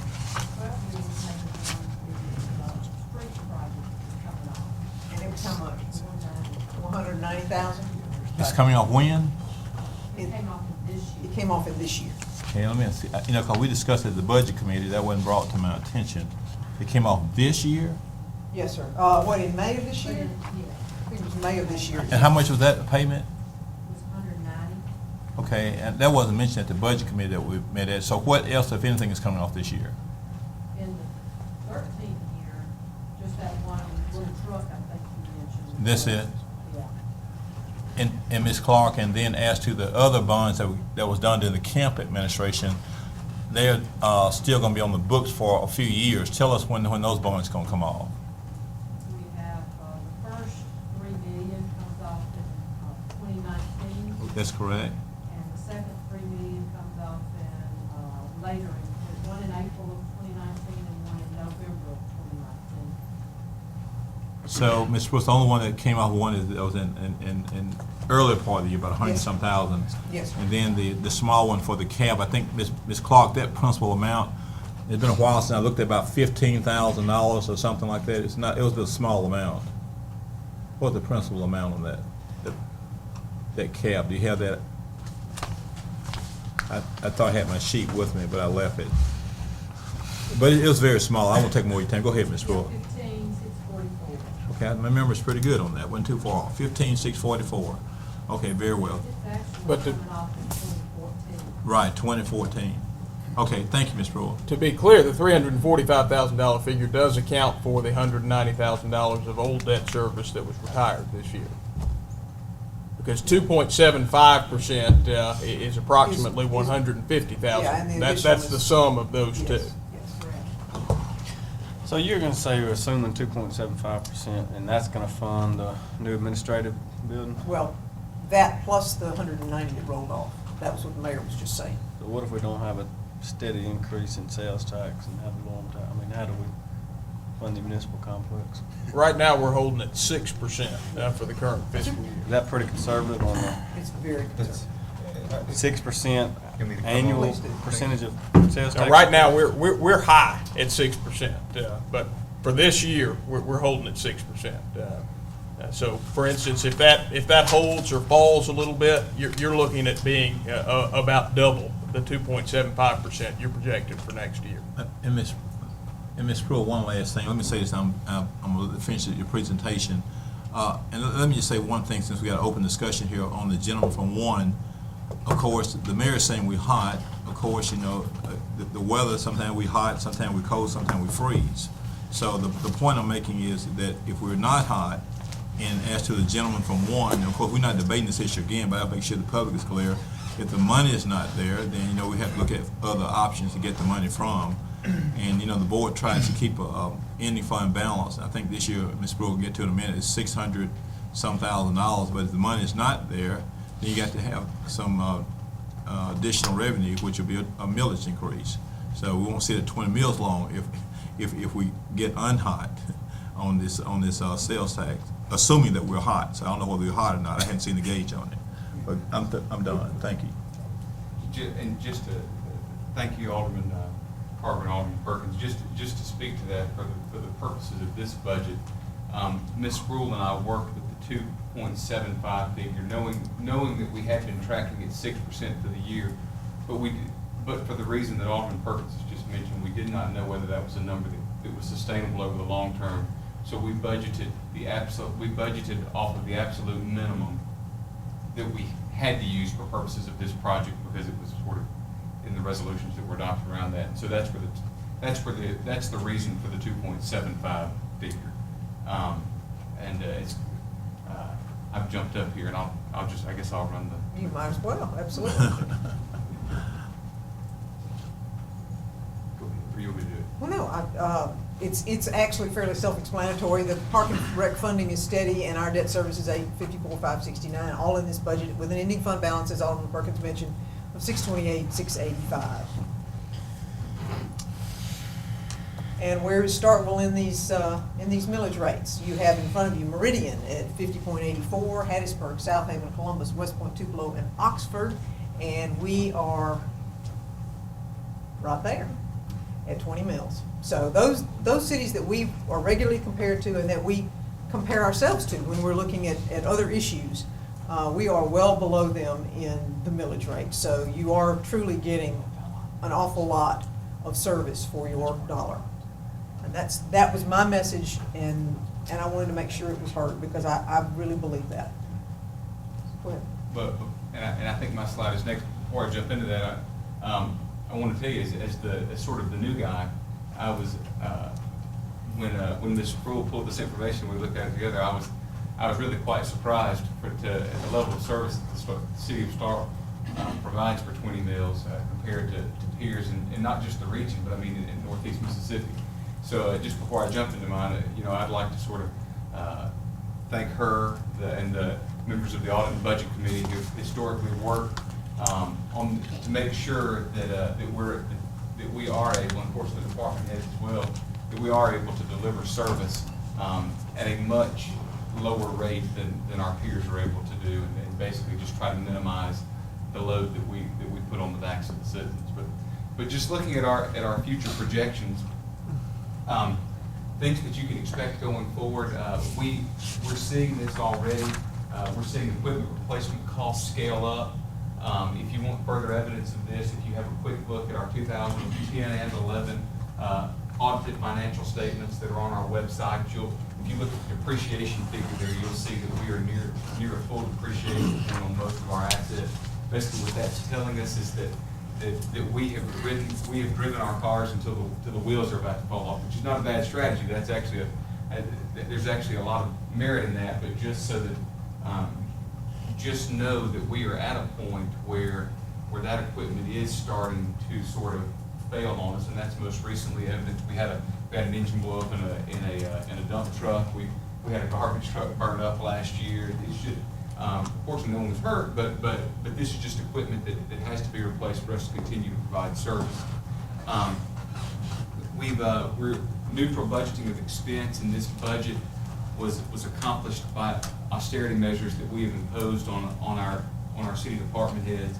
And this is just, again, being the new guy, I'd like to personally thank all of our department heads and Ms. Spruill for really stepping up and working hard to hold expense at as near a neutral, and in some cases lower position than they've historically operated. And then also we used $500,000 from the general fund. We began the year, if you want that number, we began the year with $1.48 million in our general fund. We're projecting a beginning fund balance this year of $960,000, with a closing balance of $628,000. Just know that we had we discussed, Ms. Spruill and I discussed this at length with our auditor. He is perfectly comfortable with our cash position. He feels like we're in a great operating position, that we should not experience shortfalls there. But he did caution us that we don't need to go any lower than the point where we're finishing this year. So just to give the full disclosure, 628 is probably the lowest, but he's comfortable with us operating within the budget. We believe that we should be able to continue to rely on modest but steady sales tax growth and growth in our assessed values. What are we relying on here? This is basically just looking historically at how Starkville has tracked. Now, I will go ahead and tell you, do I think that 6% is modest? I do not, because that outpaces everyone in the state, which we're fortunate that we have done.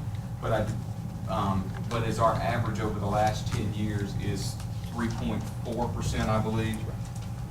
We believe that 2.5% growth in sales tax is a reasonable figure, just because, and I'll bore you with, if I haven't bored you to death with these numbers already, this will, just because we believe that the consumer price index will continue to grow at roughly 2% a year, there'll be a like increase in sales tax. Basically, as gas costs more, or as food costs more, the sales taxes that are assessed on that scale up with it. So we believe that we will at least see sales tax growth in step with increases in the consumer price index. That's probably more information than you wanted to. But there it is. It just. I didn't put them to sleep. You're putting them to sleep. Everybody's candy. Yeah. Well, that's Ms. Brooke got to do all the fun stuff. But anyway, that is all that I have. Again. Let me ask you a question then. Sure. Your neutral-based budgeting expense, you're saying that we're coming out with about $628,000, and we're going to use austerity measures, which I guess you mean scraping by the skin of our teeth, and taking $500,000 from the general fund, so you're going to leave less than a couple $100,000. Where do you, No. not having that? No, you're still leaving 650,000. So that's not 500 not coming out of the 628. No. The 500 comes out of the 1.4 million that we started this year with. Okay. We're projecting that we're bringing that down to 960,000 to start this year, and then we'll finish at 628. So there'll be a further depletion. So that's coming out of the 1.4. Not knowing your background, where would you like to see us get I know this board inherited some low ending fund balances, but in speaking with the auditor, where did y'all feel like that we need to get to as an ending fund balance as a city to be comfortable? $1 million? Or? Yeah. And this is one I can certainly offer for some guidance, but I think Ms. Sproul and I will always sort of defer to the will of the board. Our auditor is comfortable in the 5% range, which is sort of which basically 5% of the 16.8 that we're projecting is somewhere in the 800,000 or 900,000. But in a short term, basically dip, he's okay with where we are. But I know that there is feeling on the board that some feel it should be higher, some feel it should be lower. Ms. Sproul and I will deliver what he tells us to deliver. But I think that's an important note, given that we inherited an ending fund, rainy day fund, whatever you want to call it, of about $150,000. And we've built that up to, by $500,000 over a 3.5-year period while being able to accomplish the things we have. I don't think that should be sight unseen and go unrecognized. And to further commend sort of the audit and budget committee, right now on the $16.9 million that we budgeted roughly for this fiscal year, we're tracking at 14.8 currently. With I know there's 30 days effectively left in this fiscal year, but in reality we're still seeing some August bills come in. I do believe that we'll see some budget surplus at the end of this year, and of course we'll chart that out shortly. But just know this, of the 16.889 that we budgeted, we're at 14.84 with 30 days to go. So kudos to us. I would like to, while I'm standing here, offer special thanks to Debbie Clark from my office, who's here with us tonight, and all of her hard work on the many iterations of this budget. She's been very patient with me, because I was going to interrupt her just without hesitation.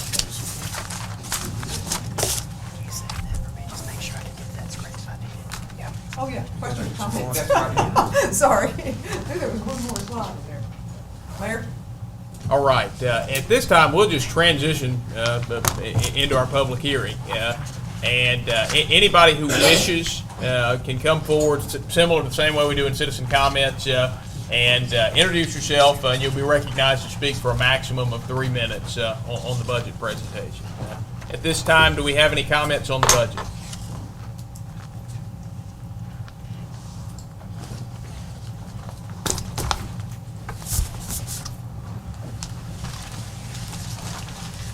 Good evening to the mayor and board. My name is Adam Turner, Ward 7. I seen where the sidewalk you'll have, we was allocating $20,000, but we got 30. Is there any way that we know how much of sidewalk that we have did for the city of Starkville? It's a lot of 82 across 82 that need sidewalk badly. North Montgomery, and other streets, cars have to slow down to a crawl because people are walking in the street. On 82. And I'm the only one on the sidewalk committee. We need Ward 6. We need a nomination for Ward 6. But we appreciate everything that you have done because it made a lot better for ADA people like myself and others to get on and off sidewalk and not get hit. Like we hoping that we don't do a lot of outsourcing or other people doing our job, or let us try to start doing some stuff ourselves, and we can save money, or instead of outsourcing it, and we have to pay the pipe for letting someone else do what we can do ourselves. Thank you. Thank you, Mr. Turner. And Edward, he had a question about sidewalks. You don't know off the top of your head how many linear feet of sidewalk have been done over the last several years, do you? I don't, Mayor. We prepared that study for the Transportation Commission and the committee and the ADA Commission on Disability, but I don't have that number on the top of my head. But I'll share that with Mr. Turner for the Transportation Committee. All right. Mr. Taylor? Yes, I just wonder, is it too late to put anything in the budget for 2013? Or what's in there now is set? Well, it's not set until the board votes on it, and the board will be taking it up at the September 13th meeting. Mr. Mayor, may I be recognized? You may.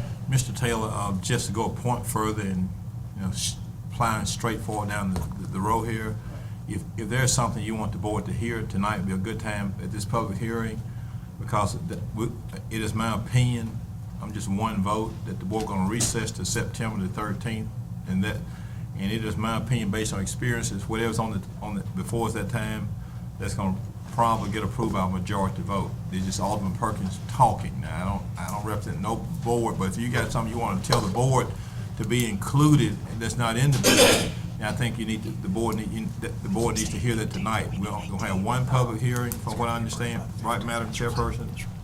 We're going to have one public hearing, right? Right. Okay, right. So this is it. So if you got something you want us to hear about, this is the forum. I don't, but Ms. Anita Nancy do. Well, I do, and Ms. Taylor is on the committee with me, so, and Ms. Wynn, so I have something for you all. And I'm sorry for being late for the public hearing. What's it now?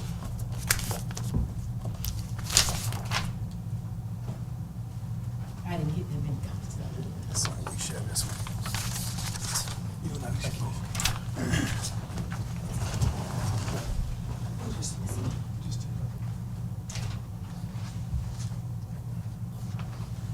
Ms. Lindsay, you got something, you got another copy, get it to Ms. Sproul. She's our chairperson back there, so she can follow us with this.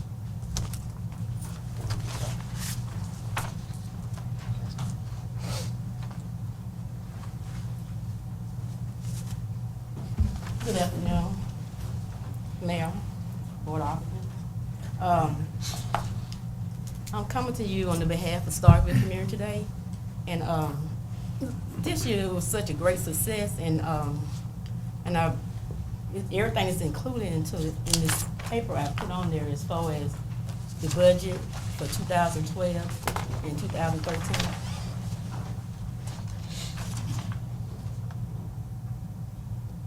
And you would like the board to Yes. consider this before adopting the final budget? Yes, sir. Okay. Yes, ma'am. Mr. Mayor, to the board. On July the 24th, when Anita had that, it was a great event, a successful event for our community. I remember seeing Alderman Vaughn there. It was just a great event. So many people came out and participated. Her church family was there. Just like Crawford has their Crawford Day, and then there's Artesia Day. I think that this could evolve into something bigger and far greater than what it was this year, even though it was a huge success. I just think that she needs a little assistance. And of course, we're talking about in-kind services or what have you. And I know that the budgets are really strict, but I really think that this would benefit our city greatly. So will you all please consider doing that on behalf of her? Anything else you'd like to say? Thank you, Ms. Wynn and Ms. Lindsay. Thank you. Ms. Sproul, just, and of course, I'm just a member of the committee, just so, since she came forward, try to get her an answer sometime or another before we, the 13th meeting as to how the committee is gonna go on this, so she'll know, right, and you can inform her, so she'll have a decision. Okay. Thank you, Ms. Mr. Mayor, it was a great day. I was there in and out though, and it was a very great day, even though the rain had started off early that day, but it turned out to be a very, very great day with a lot of people there from other areas, other cities and other counties was there, and then you had a lot of vendors there, and I think it would be a real great day if we can just some way, like Alma Perkins say, Ms. Sproul, whatever we can do to try to help her and update her on what do she need to do and how much will you be able to provide for her, it would be greatly appreciated. But I think it's something that will bring some revenue to the city of Starkville, just like Artesian and Columbus and Crawford Day. All those bring revenue to the city of Starkville. And it's just not for that side of town, it's for the whole city of Starkville, Exactly. what it's actually for. Thank you. Thank you, ladies. Further comments on the budget? Do we have any further comments on the budget? Good evening, Mayor. Wasn't gonna make any comments tonight, but I hate to hear us. We talk about millage, and we're at 18, and why we've been able successful to do that. And it never was intended for millage to continue to go up like some of these other cities have done. We should be able to live on growth. We've been very successful by living on growth. Our appraised values in Starkville probably 25–30% higher than Columbus in a lot of properties. Reason why our millage can stay like it is, and it should stay that way. And that's why we've had growth. Talked about the school millage is going up. Keep in mind, we're a city. If we get sales tax, we get revenue from a lot of different sources too. Schools don't have that source of revenue, therefore that value tends to go up there more so. Somewhat concerned, I saw in the budget where the county is giving us $525,000 for roads this time. We only spending $270,000 for streets, capital. Gosh, I wish that the money that's coming from the county for a specific purpose would go for capital and not to get back into the general fund. It'd be very nice to do that, and also make a contribution also from our funds, more so in going in that capital part of it. Keep in mind, a good way to take a look at your ending fund balance is just go take a look at your ending fund balance from October, November, December, January till the money starts coming in. It tells you real quick where your ending fund ought to be at. No guessing whatsoever. It just tells you where it ought to be at.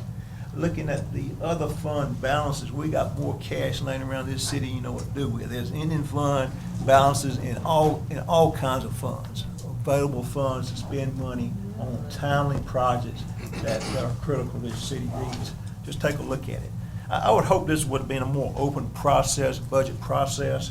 I would hope committee meetings would have been more open to the public, been announced on the minutes of the mayors, of the agenda, so people could attend some of the committee meetings. I would hope it'd be more of a legislative process. Love to have input from the executive branch. That input is very important, but I'd love for the people, representatives, to have more say-so in the budget process. And maybe in the next couple of weeks here, you have time to take a look at it, and to take a look at some things there that should be there. I would hope that on the municipal building fund, that money is going in there, that you elected officials agree to put that in the budget. It's in the budget. I know been some committee meetings, but there hadn't been much of any input from the public on that. So those are just a few comments there that I had. And I really do hate us to keep on harping on the millage. That millage rate, we done our job in this city, the citizens, university, building, adding the number of apartments that we got in this city, the growth that we've got in this city, has been able to do the things that we need to do, and we've been able to do it with growth and not asking anybody that owned a home for 30 years continue to pay higher taxes on millage. That's not necessary. It should never be necessary. It should really be unnecessary in any municipality. If those elected officials are really doing the job, and if the cities are growing or towns are growing, there absolutely should be no increase in millage at all in a city budget. Thank you so much. Thank you, Mr. Smith. Do we have any further comments on the budget? Any further comments on the budget? Any further comments on the budget? All right, seeing none, that will conclude our public hearing on the budget. And thank you, Ms. Spruill and Mr. Adams, for a fine presentation this evening. Now I've got to find where we are on the agenda. XB. Yeah, okay. Board business B on. The matter you now have before you is the consideration of authorizing the request by the Starkville Junior Auxiliary for street closures and in-kind services for Chili Fest. Discussion. So moved. Alderman Parker has made a motion to authorize the request by the Starkville Junior Auxiliary for street closures and in-kind services for Chili Fest scheduled for Saturday, October 19th, 2012 from 5 to 8 p.m. on Main Street as presented. Alderman Parker, is that your motion? It is. Do I hear a second? Second. Motion has been seconded by Alderman Dumas. Alderman Parker, do you wish to speak on the merits? I do not. I just briefly say that I do think that this would be a very beneficial for the city and something that could turn into an annual event. Further discussion. Alderman Parker. Mr. Mayor, thanks again for the recognition. I'd like to reincorporate my arguments, or comments rather, more appropriate words, my comments earlier from the previous comments I made earlier. I think that this sets a very bad precedent for others potentially coming before this board asking for street closures. We appreciate people wanting to be downtown, but I do not think that we should keep closing streets. Another matter of concern is that I do not know how this this board action, which is sanctioning the sale of goods and commodities, I don't know how this would be viewed by other business owners downtown, how they would view this. They are there, and we are approving for other space to be done for a temporary basis. Also, I would like for the attorney to take a look at that and just in the event that this passes, it needs to meet all the legal requirements. I am not saying that it does not, but what happens if someone gets injured at this festival? What is the liability of any to the city of Starkville? Secondly, what is the liability of any if someone purchases some food and gets sick? If there's some food poison or some type of situation, it may not seem important to what I'm saying to the public, but that's what we pay the lawyer for. I mean, he needs to make sure all these answers are legally correct. It needs to be convincingly correct. All those things need to be looked at. But even if it meet all the legal requirements, we appreciate growth and economic development, but at the same time, we got to have a stopping point for people wanting to come forward. What do we say to the next organization? What do we say to the next organization? As a leader, we got to have that profound and genuine leadership to be able to take a stand and say we cannot do anymore. As a profound and effective and genuine leader, you got to be able to say that enough is enough. So we got to take a stand to not allow this to mushroom. So with all that being said, Mr. Mayor, I think, it also, and this is the other thought I was trying to get, that's why I was getting to, it impacts us financially. We just looked at this budget here. We're trying to provide all the services that we can within our existing budget and revenue. But the question is can we continue to provide these in-kind services and services to do that? And what we're gonna have to start doing is, let me just summarize this like this. Let me take the Bulldog Bash, for example. And I'm saying that to say this. I know we have approved it, but yet, they get 20% of the 2% money. I think, Ms. Brewer, that's probably in excess of $300,000 right now, their share. So, they got that kind of money in the bank, taxpayers of the city of Starkville. Why are we sitting here approving for in-kind services? The Starkville Junior Auxiliary, if we're gonna close the streets, let them pay for their in-kind services. Do we pay for Old Venice? Do we pay for mug shots? Do we pay for restaurant tower? No, and we shouldn't pay it. Do we provide in-kind service for all these businesses downtown that, for them to clean up the streets? For Sullivan's, who's been a long-time business, glad to have these people now. But we don't give them any relief. We don't, they pay for these services through taxes, but yet these people, they look at, and we cannot keep doing this through these people that's continuously asking us to close our streets. Now I'm talking about the street closures. We can't keep doing that. So now Pumpkin Palooza, we've been doing that for years. But we don't need to keep closing the streets. And the bottom line, taxpayers and the members of the public that's listening to me and those of you watching the TV out here, the bottom line is they want these streets closed, in Alderman Perkins' opinion, so they can get out there with the streets closed and have a good time. Get out there in the middle of the streets. The police, they are there, but they want to get out there and let their hair down, in my opinion, and have a good time. Man, that's just a straight. You can't plow no straighter than that. But this just one person's opinion. So, but that, and I'm not trying to offend anybody, but we got to have a stopping point for this, and somebody got to say it. And there's no disrespect to the organization, no disrespect to the requester, but somebody got to draw the line, and it needs to be drawn. And if we don't draw it, you're gonna keep coming, you're gonna keep coming, you're gonna keep coming, and you're gonna keep coming. So, eventually it's putting the board in a position, if this keep happening, particularly those who vote in the affirmative is, you cannot tell anybody else no, because they are being treated differently from those that are similarly situated. So, and the attorney understands what I mean by that, treating it differently than those similar situated. He understands that legal talk there. So, but the bottom line is, the votes may be here to do it, and they probably are. But I just want our taxpayers to know we got to draw the line. And also, it's not good for our other businesses, those that are downtown. That's not fair to them, what we're doing here. Somebody come in on a temporary basis that's going to compete with them like that. The legal issues, if any, that may arise. What if somebody get injured there at this chili fest? I mean, do we run away from any claims that may be filed? If there's any food poison, any sickness, or any personal injury claims, Mr. Attorney, those issues arise. When you go to McDonald's or any of these vendors or somebody, how these personal injury claims come up, they have to be investigated.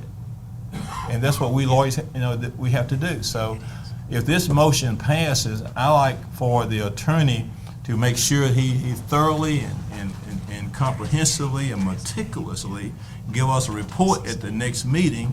And I'm talking in a very thorough way, not just skimming the surface. I want to know what the law is on these things. So, if it passes, so we'll know. So, Mr. Mayor, I'm going to yield the floor. And again, I'm not trying to just speak in the negative against them. I'm just trying to bring pointers out so we can have a healthy discussion on these things. And with that being said, I'm going to yield the floor, Mr. Mayor. Further discussion. Alderman Carver. I guess my heartburn with it, I'd like to have the city attorney's opinion on if it's been historically in the past, you can charge admission to something on a street closure. Do you have any kind of input to that end of if it's legal? I looked at that a little bit in the context of the recent decision that went before the board in the last meeting about opening up the streets of the Research and Technology Park for a price to park on the street. I think, I don't want to speak any more on it right now without digging in deep on the issue. Certainly, the precedent's been set that we've done it, but I think Alderman Perkins raises a good point that that doesn't necessarily make it lock, stock, and barrel legal. Well, I'll be happy to look at it. Okay. I don't feel comfortable voting with this. Now, we've got a motion and a second, so I guess we'll have a vote, but I'm going to probably abstain, or if we don't table it, and I'd like to get some more input from your research and figure out how we need to proceed with that. Let me tag one thing, Mayor. I would, as the motion goes forward, recommend that it be tagged expressly contingent upon the applicant providing proof of insurance to the city by October 2nd, meeting the requirements of Starkville special event policy. Alderman Parker, Mr. do Mayor, you may I be accept that as a recognized? friendly amendment to your motion? I would, yeah. All right, do May you I be have that, recognized? Mr. Adams? Hold on one second, let's make sure you got the motion. So that will be added to Alderman Parker's motion. October 2nd, is that what you said? Yes. October 2nd, got it. Alderman Perkins. Mr. Mayor, I move that we table the pending motion. All right, motion has been made to table Alderman Parker's motion. All those in favor, please signify by raising your hand. All those opposed, please signify by raising your hand. Measure passes. Motion has been tabled. Mr. Mayor, with that being said, could the attorney just give us a report on the legality of that at the next meeting? Mr. Attorney? Yeah. Yes, sir. Okay. And the three issues that I flagged is the Yes, live sir. Yes, personal sir. injury, Yes, food sir. poisoning, and charging for entry on the streets. And any other legal issue that you may see related to that. Also, Mayor, I think if Chief's got something, did you have something you need to say that we might need to consider? I'm okay now, we've tabled it. I just got a real problem with, I think Alderman Williams pointed out, shutting off all eastbound traffic, because you're eliminating all access to restaurants and everything, and their ability to leave, go there, and I think if we close South Lafayette, we at least need to leave North Lafayette open as a point of egress and exit.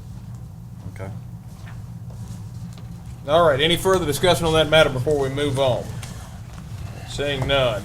The next matter on the agenda is a consideration of the approval to proceed with construction of sewer infrastructure to serve the Highway 25 commercially zoned area. Mr. Devlin?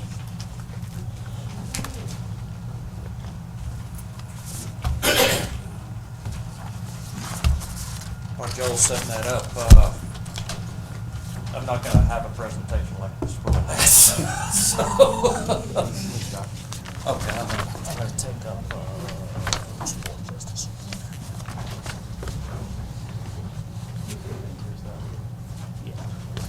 Yeah, I just wanna get that. It just had a couple of, lines. I'll scroll down.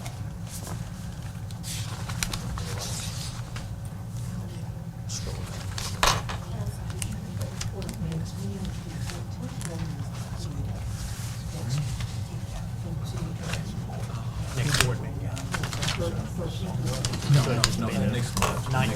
17th. Okay, make it, I don't know what went around. Next. Make it the 17th. The 17th, that's what I the want to double check. 18th, wait a minute. Yeah. The regular.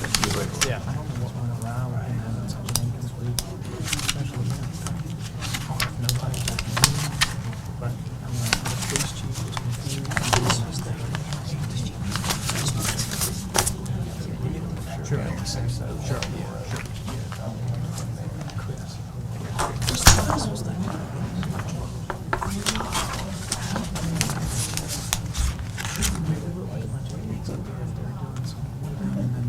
Mr. Mayor, can we take a brief recess? while Let's I do get- that. Let's take Any a 5-minute objection, taking a recess? Any objection? Any objection, seeing none, we'll stand in recess. All right, Mr. Devlin. Okay, just gonna go through real quick just to give you an overview of this project and why we're moving forward with it this time. This kind of reminds me of the last time we had to go get an MDA cap loan, and that was back in around maybe 5 or so years ago when the Hilton Garden Inn announced that they were gonna build a hotel out there at the interchange of 12 and 82. We didn't have any fire protection out there for a hotel, and got with Phyllis, and we put a cap loan together. You can get them approved pretty quick.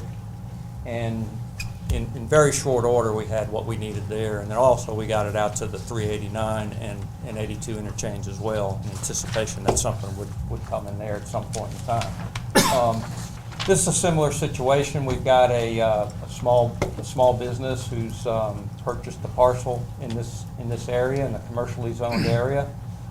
We presently don't have sewer service available to that parcel. And can you give me a reference? I mean, because I tried. Oh, to yeah, see it I'm sorry. But is that what highway is that? Yeah, this is the Highway 25 bypass, Okay. and Highway 12 is up here where Walmart is. Okay. Okay, and then this is the city limit line. The industrial, Cornerstone So Industrial Cornerstone Park. is right there, okay. Yeah, and then this is Bluefield Road. Bluefield Road.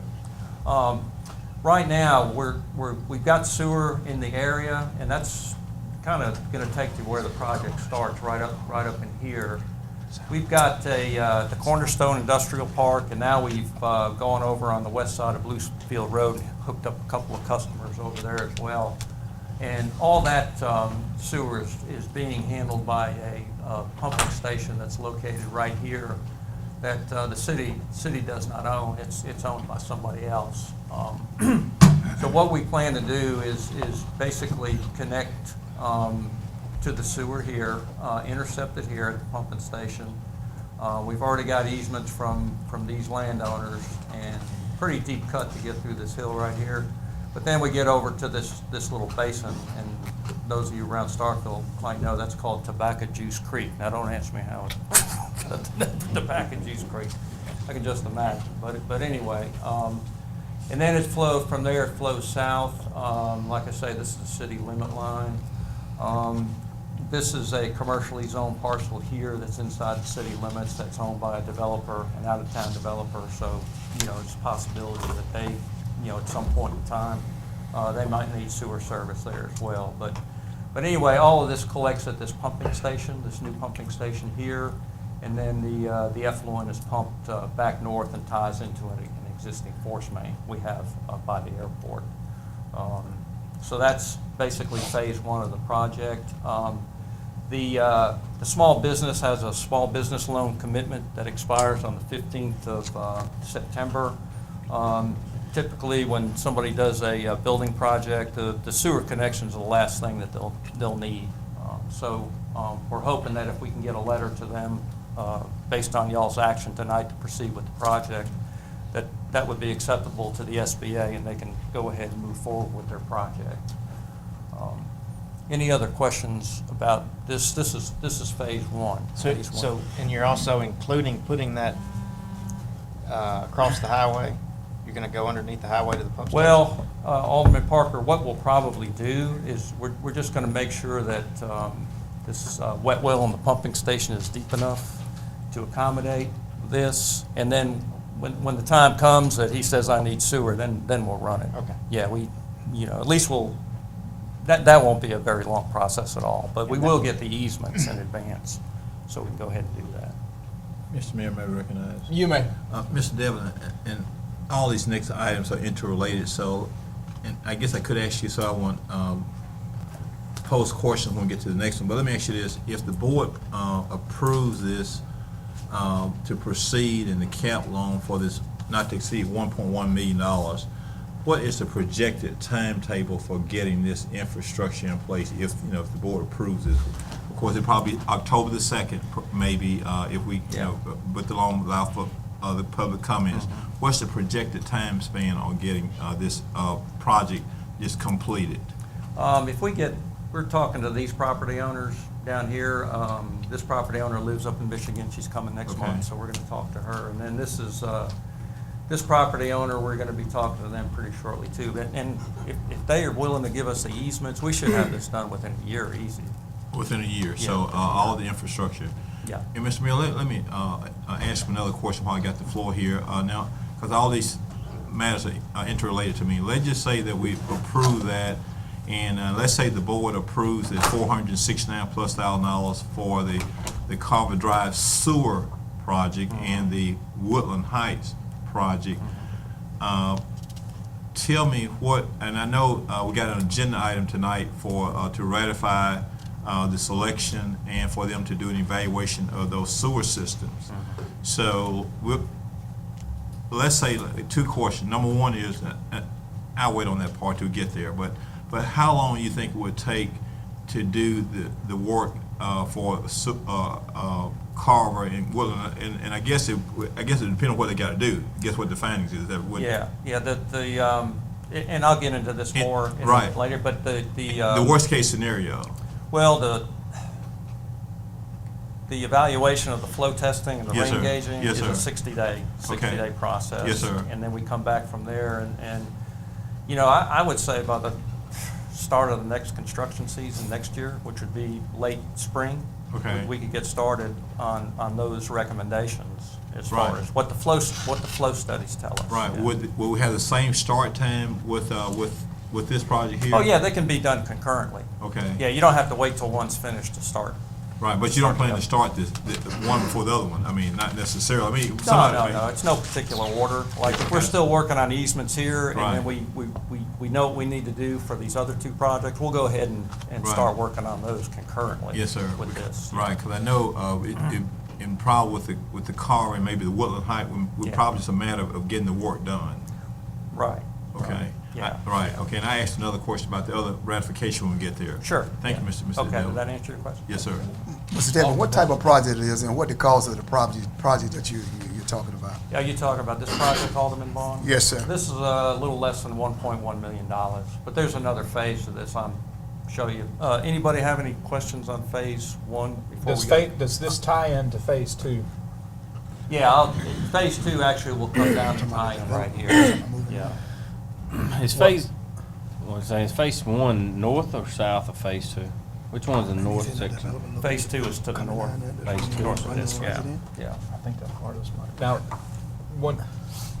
do either one of these add service to Bluefield or Greta? Do they? Yeah. So this will help enhance service to those areas? Absolutely. Is that phase one or phase two? Well, phase two will be for Greta Lane, and then this phase provides reliable service for Bluefield Road. And so that'll complete the annexation area? Yeah, this particular area. Now, there's still infrastructure that would have to go in on the south end of Greta Lane and then Bluefield Road, of course, because most of the residents there are on septic tanks. Right. But we'll have it there available, and we'll have a reliable method of dealing with But we the need waste. this in order to get to Bluefield? Right. Gotcha. That's right, yeah. Got another question. What type of development coming down there, what you talking about? What type of thing is moving in here? Yeah, what type of Well, development it's moving in? it's a local business. Is it okay if I tell them what it is? What type of business it is? Or? Yeah, you can. It is okay. It's a funeral home. Yeah, it's a funeral home. A funeral home gonna go where? It's gonna go right here. And they would tie in to this sewer here. Okay, I'm gonna ask a little bit more question there. Ms. Brewer, let me ask you a question, and I want to get outside the scope of this. I mean, the funeral home, is this public filings already? I mean, there's nothing secretive about the funeral home, is it? I mean, is it all on public file? I think that they tried working through the building department at this point, but I don't know how far they've gotten. So if it's been filed with the building department, it's public information? Planning process. Okay, so. But that didn't go through. Okay, let me ask you, what's the name of the funeral home? I don't know if it has a name. Okay, who's the owner, or who's the proponent of this? The proponent is, okay, it's the Krieglers, Okay. Yeah. Right, not that it matters, I'm just trying to be Yeah. informed, no problem, I'll get it. I just know a lot of times when the partnership comes and they say this is coming, but it's top secret, Okay. I don't know, Be top secret, they won't. I guess I'm a little paranoid. Okay, go ahead, I'm done, Ms. Mayor, thank you. Okay. Any other questions on phase two? So, is there currently a pumping station on Bluefield Road? Is there Yeah, but currently it's not owned by the city. Yeah. Would that be a cheaper alternative than this?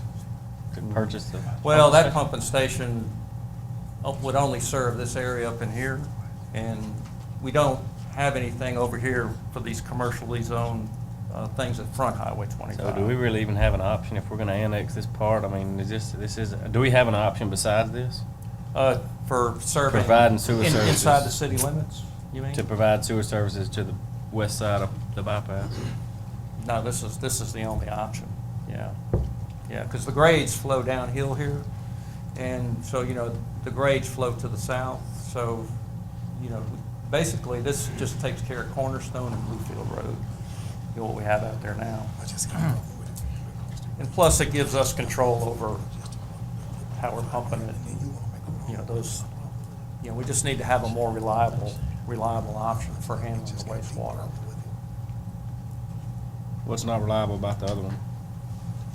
We don't own it. Is that the one that we're pumping out of every week or every day? That's right. Okay. Further discussion. All right, now. I got problem with it because when we had the block grant for to do Carver Drive, I mean, we wasn't liking but $50,000, but now here we want to borrow $1 million. That don't make good sense. It doesn't make good sense to me. I mean, you all you're liking $50,000 to fund this and get through with this Carver Drive. It was a grant. We wasn't paying none of it back. I mean, but now here we got to go. Here we are talking about borrowing $1 million to do something. I mean, I'm not understanding this. I mean, how we can go across the bridge and do some, one thing for one place and won't do it for another place. That's kind of twisting me out. I'm not understanding. But you can go ahead on. Okay. I'll finish later on down the road. This will be the second phase. Here's the industrial park, and then the phase we just talked about was coming across here and then heading south. This phase will start at the south end of Greta Lane, which presently doesn't have sewer service there. Flow to the west, down the east side of 25 to this point where there's a box culvert underneath. We'll cross here, come down the front of these parcels, and then head west and tie into phase one at this point. Now, all of these, even though this says this is the industrial park, all of these parcels, out parcels at front 25 are owned by private individuals who, you know, when they get ready to develop, they're going to need sewer service. So it could happen at any time. So it's just good to have the infrastructure in place. You know, a good example is the Hilton. We've got it there. Now there's another good hotel going in on the other side of the road. So, you know, you put it there and then there's no delays, and, you know, it's just, when businesses want to come, they want to move right away. They don't want to have to wait, and, you know, for us to do something to be ready for them. So, Alderman Carver. I don't know if this is executive session material, but it's time to discuss a cheaper alternative and maybe purchasing other pumping station. I mean, is it a cheaper alternative to this? No. No? Well, you would buy it and then close it down and have to build this one anyway. What's that? You would buy the other one and then have to close it down to build this other one. Why is that? Because it won't serve. Well, let me go back to phase one. That probably explain it better. This is on the south. This is this is south of the Cornerstone Park, Mm-hmm. and this is the pumping station you're talking about. It's right here. Okay. Okay. Now it only serves north of there, and a few little drainage basins to the west outside the city limits. Okay. Anything that develops over here along 25, this side, it can't service it.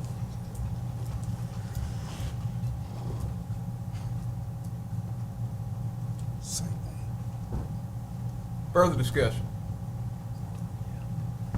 Any further discussion? Time-wise, phase one, I heard that one. Phase two would start immediately after phase one.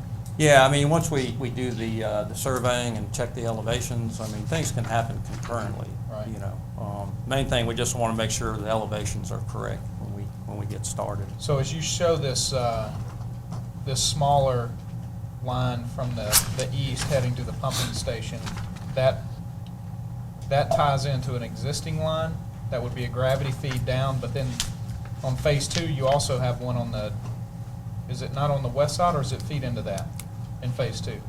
Well, I guess your question here was, is this an existing line that you're talking about? No, does it, so where phase one, or where this smaller line going northeast stubs out, does that tie into something existing, or is it just? No, this is all new.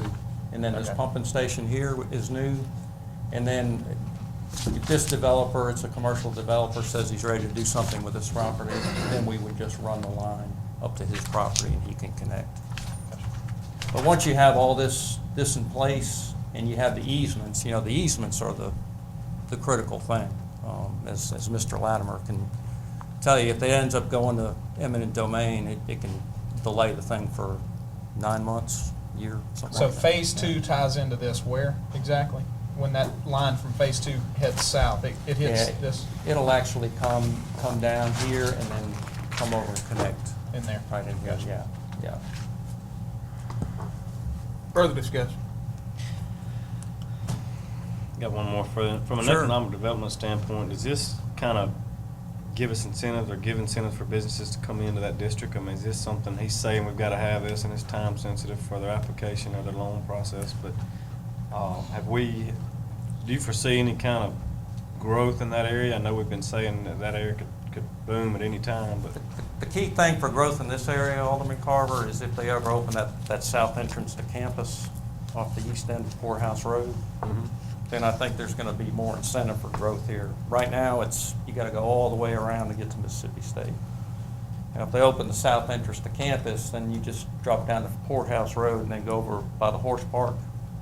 Now, there was some discussion some years ago about doing that. I don't know if it got held up because of funding or whatever, but I think eventually that project is going to go forward. And, that's probably going to, but, you can't see it here, but there already is some commercial developments down here outside the city limits, that are going in. So, it is a corridor that would be desirable for development. One more thing, funding, you're saying it's 2% off the cap loan program. How much is that? How many dollars a year? What are we talking? Oh, the payment? How much is this gonna cost us and where we're getting the money? If I'd have known in advance, I could have figured out the payment. Yeah. For 20 years. But I can get that to you. I can email it to you if you want. But all that would be enterprise monies that would be paid Yeah. from your enterprise fund. Yeah. Restricted fund. Right. Can your fund withstand it? Yeah. And that's for 20 years? Yeah, it's a 20-year note, cap loan. And Mr. Devlin, we, I would say we, the majority of the board, you'd be careful with those terms, back within the last 2 terms, increased sewer rates. So, Right. you certainly don't, with your farming and handling, you don't foresee any potential No. increase in. Because when those rate increases were done, it was with the anticipation of having to do these 1998 annexed areas projects, paying off the loan debt, handling the loan servicing that we would need to do, so. Well, and I think that's an important point that can't be missed, is that the commercial development side of this is one thing, and being able to provide the services in this area is one thing, but providing a primary access for services to those residential areas that were annexed in 98 is a tremendous aspect that we frankly are Absolutely. years beyond our need of being able to do so. Yeah. And I think by that fault alone, or by that thought alone, is reason enough to work through a solution. Absolutely. That would help the individuals on Greta Lane and in the Bluefield area. And this is part of your 1998 annexation plan that you began discussing with this board 2.5 years Yeah, ago. it's part of the strategic initiative for the 1998. It was a goal of this board to complete the extension of the 1998 annex services. This is part of that goal. Right. Any other questions on this before we go to the budget for the project? Okay. Now there's a lot of detail here that we don't want to get into tonight, but basically, now I think we can come under this figure, mainly because the pipe prices I got are today's prices. And everybody knows the price of a barrel of oil is pretty high right now, and they have a direct effect on the price of PVC resin, which goes into making the pipe. So hopefully, when we get through that, and if we see oil prices come down towards the end of the year, then we'll get better prices on the pipe. And then, hopefully we won't have to get into this contingency money. Everything will go as anticipated. And hopefully we can have, come in way under budget and have more to use on sewer upgrades in other parts of town. Okay? All right, that's, Mr. Devlin, assuming that, of course, let me ask you this, assuming that if all these motions pass with the Southwest Starkville and Carver Drive and Woodland, now you understand if the board passes now, I don't have to come back to this board and remind nobody now. I mean, if this passes now, we want to see the Carver Drive upgrade for the sewer. I mean, are we clear on that if the board passes that tonight? yes. Okay, I don't know, Miss Brewer had to tell me that something is on the agenda. I don't even want to hear it. If we get it passed tonight, I want to just make sure now we get it passed. You do for the Southwest, what you're talking, Industrial Park Road, and for Carver Drive, Sewer, and the Woodland Heights. Okay, if the board passes that. Okay, we're good. Okay, I'm done. Okay. That's all I had on this. If the board, I don't know if it's going to take board action to. It is. To do that. Okay. We have no motion pending. I got one more question before we go. If this development Hamlin came up, we would have took the same charge that we taking now. If this development Hamlin came up to my building and funeral home, well, we took the charge on this. I mean, we've been dealing around with this 1998 annexation. But if this funeral Hamlin came up, well, we have taken the charge that we're taking now. You mean, would we be acting at this moment? Will we be acting at this moment, very moment, right now? Probably not. If this funeral home hadn't came up, would we been acting? Just like if the Hilton Garden Inn hadn't come up. So in other words, water out there either. So in other words, this hadn't came up, these people still would have been out of sewage. Okay. But this was a part of your those- plan. What people are out of sewage? I'm saying you still wouldn't have been able to tie them in if this hadn't came Oh, up. they're tied in. We got 2 houses on Bluefield Road tied in. 2. Well, that's all that matters. Well, we had one new mobile home go in that needed sewer. Okay. So, any other All right, questions? we have no motion I pending. move approval. Motion has been made by Alderman Dumas to approve of, Reread that language, that's the best way. It's got the contingency in it. Is this item E or F? How are we tying this? item E, to approve of commencing with the installation of a collection system and pumping station for the purpose of providing sewer services to a specified land area in southwest Starkville, contingent upon approval of the Mississippi Development Authority cap loan financing. That's my scribble. Alderman Dumas, that's your motion? Yeah, that's as written in the packet, correct? That's right. And that's the form that the city attorney suggested. Okay, I'm Because a little confused. it's got the contingency language about the loan. I didn't want to approve the construction without the express contingency for the loan. Do you want the amount in there, Alderman Perkins? Not to exceed, yes, sir. Okay, and that's the next one that has the 2 amounts broken out. But still put in this one too, because it's a separate motion. All right, so that, what's the total of those 2? And Alderman, I'm just reading from the suggested motion language on the agenda item in the e-packet. Okay, no, it's 1.5, not to exceed $1.5 million. Okay. Alderman Dumas, is that your motion? It is. Do I hear a second? Do I hear a second? Second. Motion's been seconded by Alderman Perkins. Alderman Dumas, you wish to speak on the merits? No. Any discussion? Can I get it reread again, please, Okay. as to what we're, This is item E? That is my fault, and that is well taken. The motion is to approve of commencing with the installation of a collection system and pumping station for the purpose of providing sewer services to a specified area in southwest Starkville, contingent on the approval of the Mississippi Development Authority cap loan financing in an amount not to exceed $1.5 million. Alderman Carter. That's item E? it is now. That is- $459,000 difference. Yes, what- that is the motion that came about under agenda item E. Yeah, and just to clarify on that, there was a document on the table, agenda item XE, that had that language in there with Alderman Carver, or Alderman Perkins' addition of not to exceed 1.5 million.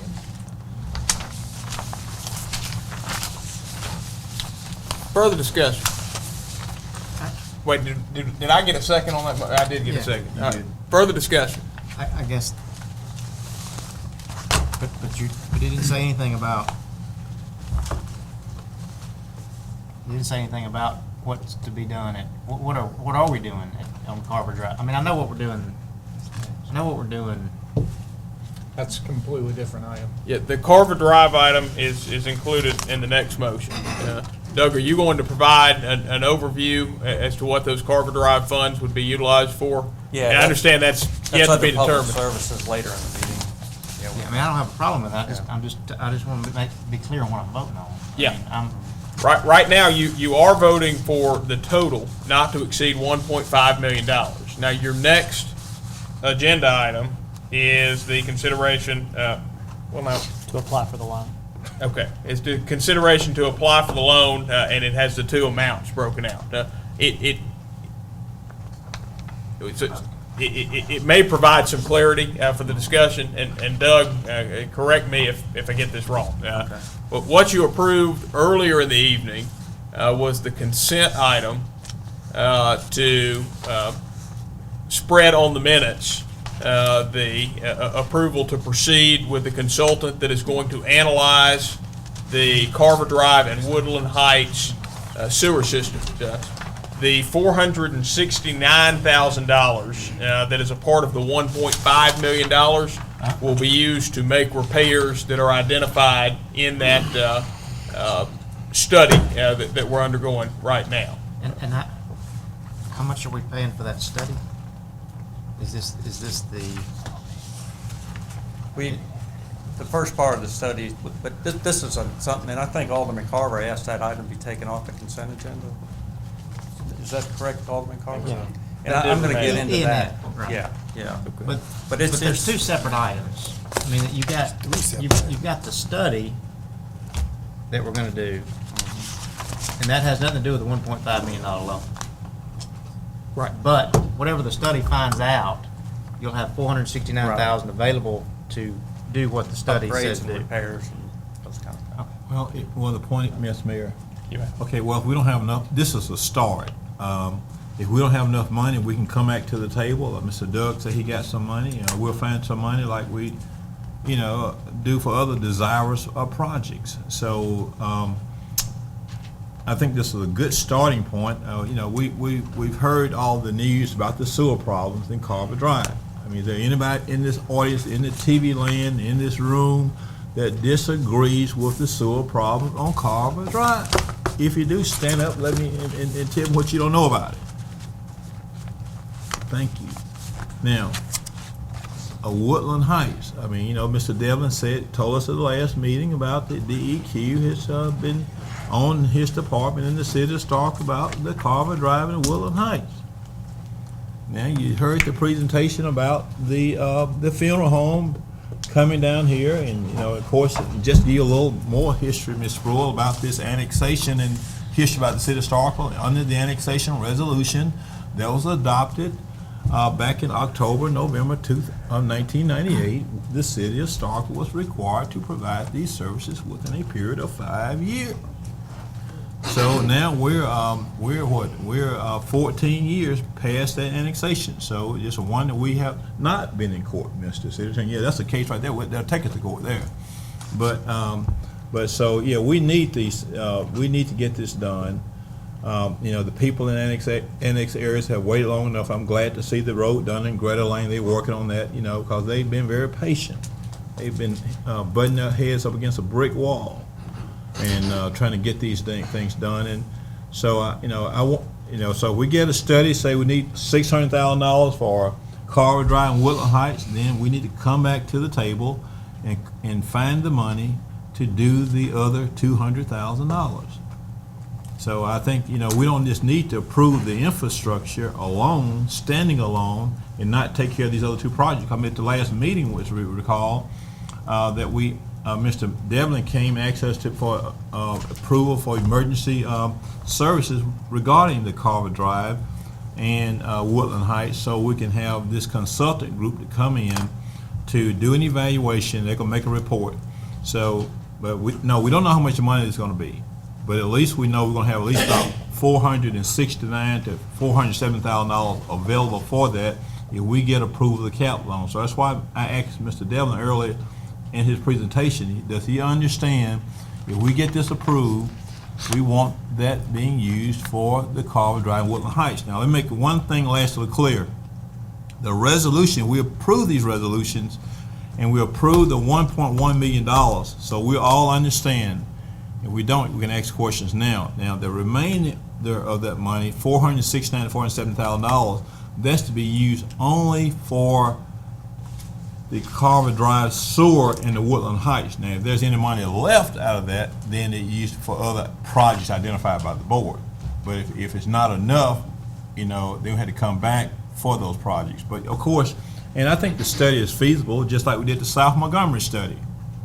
I voted for the South Montgomery study because we need to find out how we can deal with the traffic situation. So I just want to make sure when we get to talk about studying now, don't get Alderman Perkins started up on this stuff. You know, we want to talk about studying. You know, I voted for the South Montgomery study, so this need a study. Why we need a study? So we can take the best course of action. You know, let's be objective in all the city's business. You know, and I supported the South Montgomery study. And this need a study. So let's support this study. The study tells us what needs to be done. Now, let's not be selective in what we want to have a study for.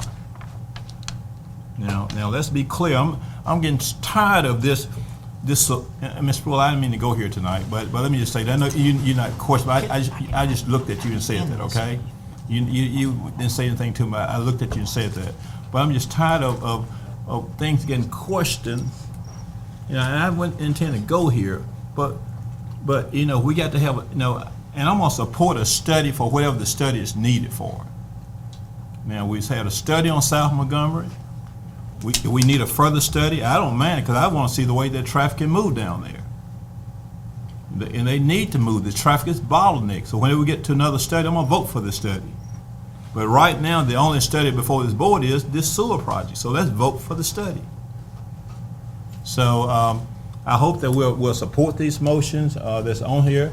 Let's get a study so we can see what needs to be done. Mr. Mayor, I yield the floor. Further discussion, Alderman Parker.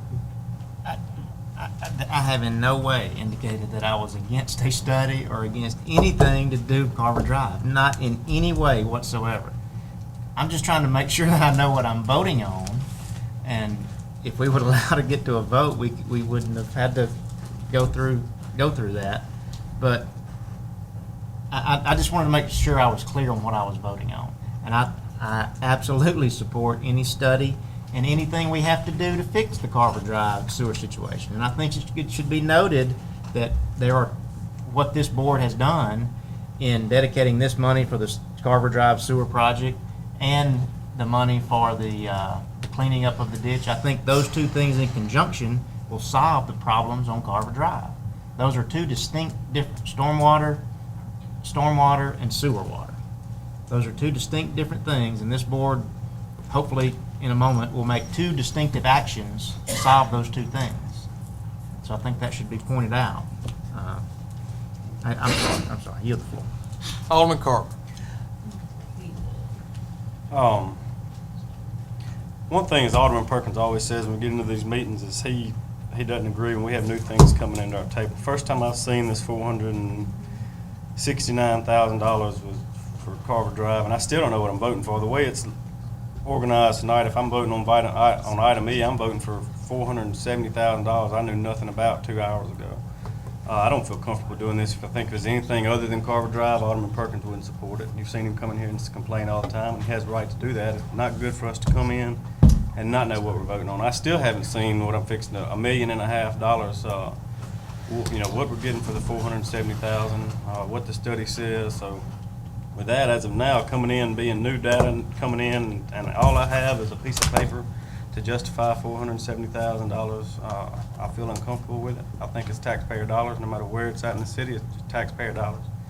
I think we've got issues down there, but I would like to have at least maybe word the motion a different way or have some kind of presentation before I vote on a $1.5 million loan. So, thank you. Further discussion? Any further discussion? Any further discussion? Any further discussion? Seeing none, all those in favor of Alderman Dumas' motion, please signify by raising your hand.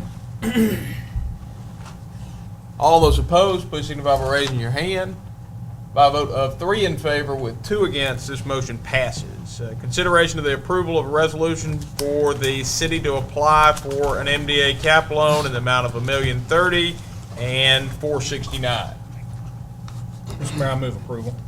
A motion has been made by Alderman Dumas to approve of a resolution for the city to apply for a MDA cap loan in the amount of $1,030,467 to finance the construction of sewer infrastructure to serve areas adjacent to Mississippi Highway 25 in southwest Starkville, and $469,533 to fund the sewer improvements to the Carver Drive Sewer and Woodland Heights area, with any remaining funds after the completion of the identified project to be used for other related projects for a total cap loan of $1.5 million, otherwise as presented. Alderman Dumas, is that your motion? Do I hear a second? Second. Motion has been seconded by Alderman Perkins. Alderman Dumas, do you wish to speak on the merits? I do not. Any discussion? Any discussion? Any discussion? Seeing none, all those in favor of Alderman Dumas' motion, please signify by raising your hand. All those opposed, please signify by raising your hand. By a vote of 3 in favor and 2 against, this motion passes. The next matter on the agenda is the consideration of approving P&Z item number CU 12-05. Ms. Benson, thank you so much for being with us. You're welcome. Does anyone have any questions whatsoever about the capital program? Thank you, Ms. Benson. Thank you.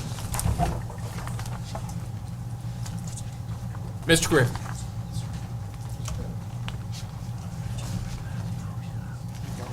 Mr. Griffin. Get around all this stuff here. Mr. Mayor, I make a motion. Motion has been made by Alderman Vaughn to approve P&Z item number CU 12-05 with the first six conditions right, as recommended by P&Z. Alderman Vaughn, is that your motion? That's my motion. Do I hear a second? Do I hear a Second. Motion has been seconded by Alderman Perkins. You, Alderman Perkins? Yes, sir. All right, Alderman Vaughn, do you wish to speak on the matter? No, sir. Any discussion? Alderman Denson. Mr. Griffin, how many parking spaces are planned for this facility, and then how many would be required per code? Alderman Dumas, that was a lengthy discussion at the Planning and Zoning Commission, and I was prepared to explain that a little more detail. Based on what Pastor Mostella provided at the Planning and Zoning Commission, they generally they have a membership of around 30 members, congregation of 30 members. They generally set up 50 chairs for their worship service. Based on our parking regs, they're required to have 1 parking space for every 5 seats, so that would mean 10 parking spaces at a minimum. They have a concrete paved area at the front of the building currently. The building official and myself conducted a site visit. We looked at it, measured it off. We feel like that right now in its current condition that 10 to 12 cars could be parked in the front site as it is currently. And again, that's being conservative without precise measurements. There was discussion at the Planning and Zoning Commission if parking would be available at the rear of the site. That could be done by the addition of a single width drive along the east side of the property to the rear of the site. If that were to occur, they would lose some parking in the front to accommodate that access to the rear. And the rear, we estimated 6 to 8 spaces, and without a survey and an engineer to go over that, we feel like that would be the maximum at the rear. Now, you would again keep in mind you would lose some at the front. So right now, we feel 10 to 12 spaces could be provided adequately and safely on the site, and that meets the requirement. So per code, they're meeting the requirement? We feel that they will with what they have currently on the site as is. Further discussion? Any further discussion? Any further discussion? Any further discussion? Seeing none, all those in favor of Alderman Vaughn's motion, please signify by saying aye. Aye. All those opposed, please signify by saying nay. Measure clearly passes. The next matter on the agenda is a request for approval of the City of Starkville claims docket for the fire department as of August 30th, 2012. We'll give Alderman Carver a moment to exit the room. So move. Motion has been, well, let's let him. Motion has been made by Alderman Vaughn to approve of the City of Starkville claims docket for the fire department as of August 30th, 2012. Alderman Vaughn, is that your motion? That's my motion. Do I hear a second? Second. Motion has been seconded by Alderman Dumas. Alderman Vaughn, do you wish to speak on the matter? No, sir. Any discussion? Any discussion? Any discussion? Seeing none, all those in favor, please signify by saying aye. Aye. All those opposed, please signify by saying nay. Measure clearly passes. We'll give Alderman Carver a moment to re-enter the room. The next matter on the agenda is a request for ratification of the selection and notice to proceed pursuant to 3117-1 to Enviro Systems. Discussion. So moved, Mr. Motion Mayor. has been made by Alderman Perkins to ratify the selection and notice to proceed pursuant to Mississippi Code Sections 31-7-1 and 31-7-13K with the finding of the fact that emergency conditions exist to issue a notice to proceed to Compliance Enviro Systems LLC for sewer evaluation services to locate sources of inflow and infiltration on Carver Drive and Woodland Heights with a schedule of rates attached. Alderman Perkins, is that your motion? That is. Do I hear a second? Second. Motion's been seconded by Alderman Dumas. Alderman Perkins, do you wish to speak on the matter? No, sir. Discussion. Any Yes. discussion? Alderman Carver.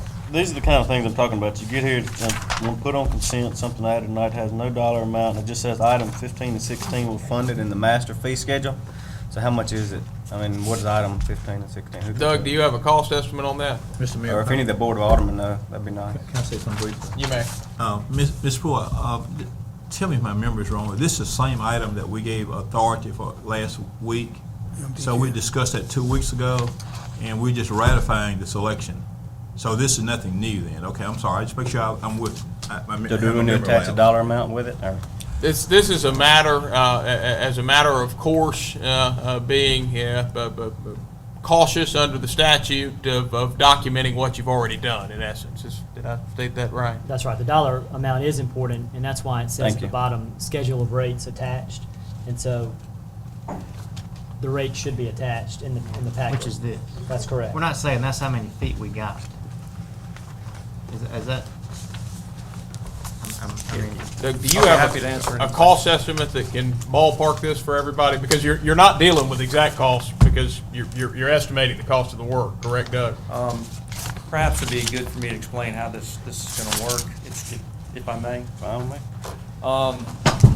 The first part of the study is gonna be this flow monitoring portion right here, and that's before any of this other stuff gets done. Now, what I did is I asked them if we went and evaluated every foot of sewer in those two drainage basins, how much it would cost just to do the evaluation part. And you can see it's $500,000, which to me is just staggering. so Just to what analyze. this flow monitoring does, it does a couple of important things. One, and that's what I like about this company, they're gonna put monitors that actually take readings every 10 minutes, 24 hours a day. And one thing they're gonna tell you, the question they ask, has your city outgrown the capacity of the pipes that you already got? And if so, why would you spend money fixing something that you're just gonna have to replace in 2 or 3 years? So that's the first thing they do. And then the other thing we do is we put these flow monitors at strategic points, maybe where subdivisions drain in the collection system. And I've got some examples here if you care to see them. And then it helps you prioritize. They may come back and say, you know what, these two areas are contributing to 60% of your problem.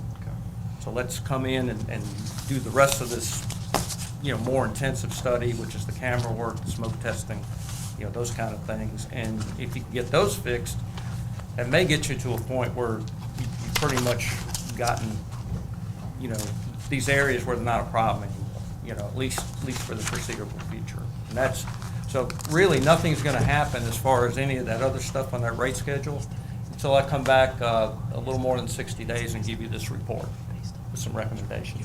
So now I think when the e-packet went out on Friday, Ms. Rule, this part was accidentally left off.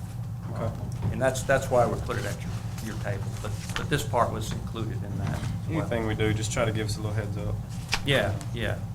So, Did you get a copy of the rate schedule on there? It's this thing on the Did you? back. Don't have it. Yeah, it's Okay, I don't know. let's see. Did they get a copy? That side of it too? Yeah, I got one. It's on there somewhere. It was under your agenda. In that paper. It's the same one. So Doug, It's the just to same be one clear, when we that approve this rate schedule, are we approving the, I guess collectively, $671,000? Not at this meeting. The only thing you're approving is this flow monitoring and rain gauging. That's it. Okay. Now, just, the reason I wanted to give you this whole thing is trying to explain that it makes no sense just to go evaluate everything.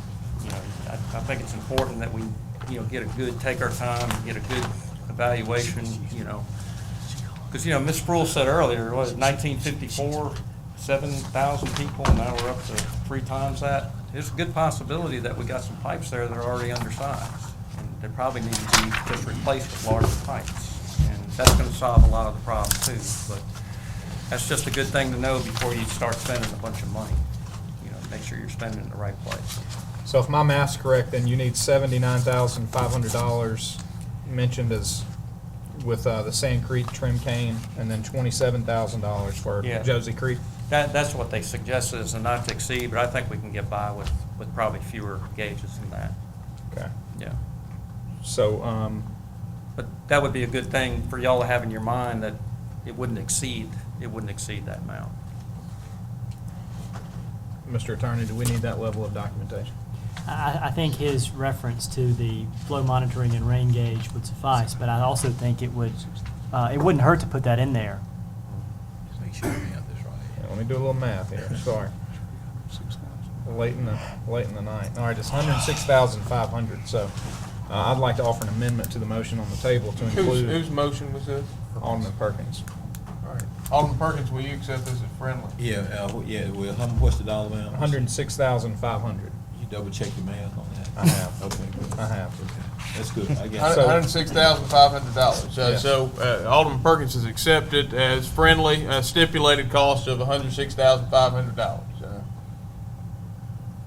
Further discussion? Any further discussion? Any further discussion? Any further discussion? Seeing none, all those in favor, please signify by saying aye. Aye. All those opposed, please signify by saying nay. Nay. All right, by a measure of 4 against, or four in favor and 1 against, this measure passes. Thank you, Mr. Devlin. And that will conclude the open session portion of our agenda. We do have a few matters potentially. Closed session to determine the need of an executive session. Alderman Dumas has made a motion to go into closed session to determine whether there's a need for an executive session. Alderman Dumas, that's your motion? It is. Do I hear a second? Go. Motion's been seconded by Alderman Vaughn. All those in favor, please signify by saying aye. All those in favor, please signify by saying aye. All those opposed, please signify by saying nay. Measure passes. We'll give everybody a moment to clear the room.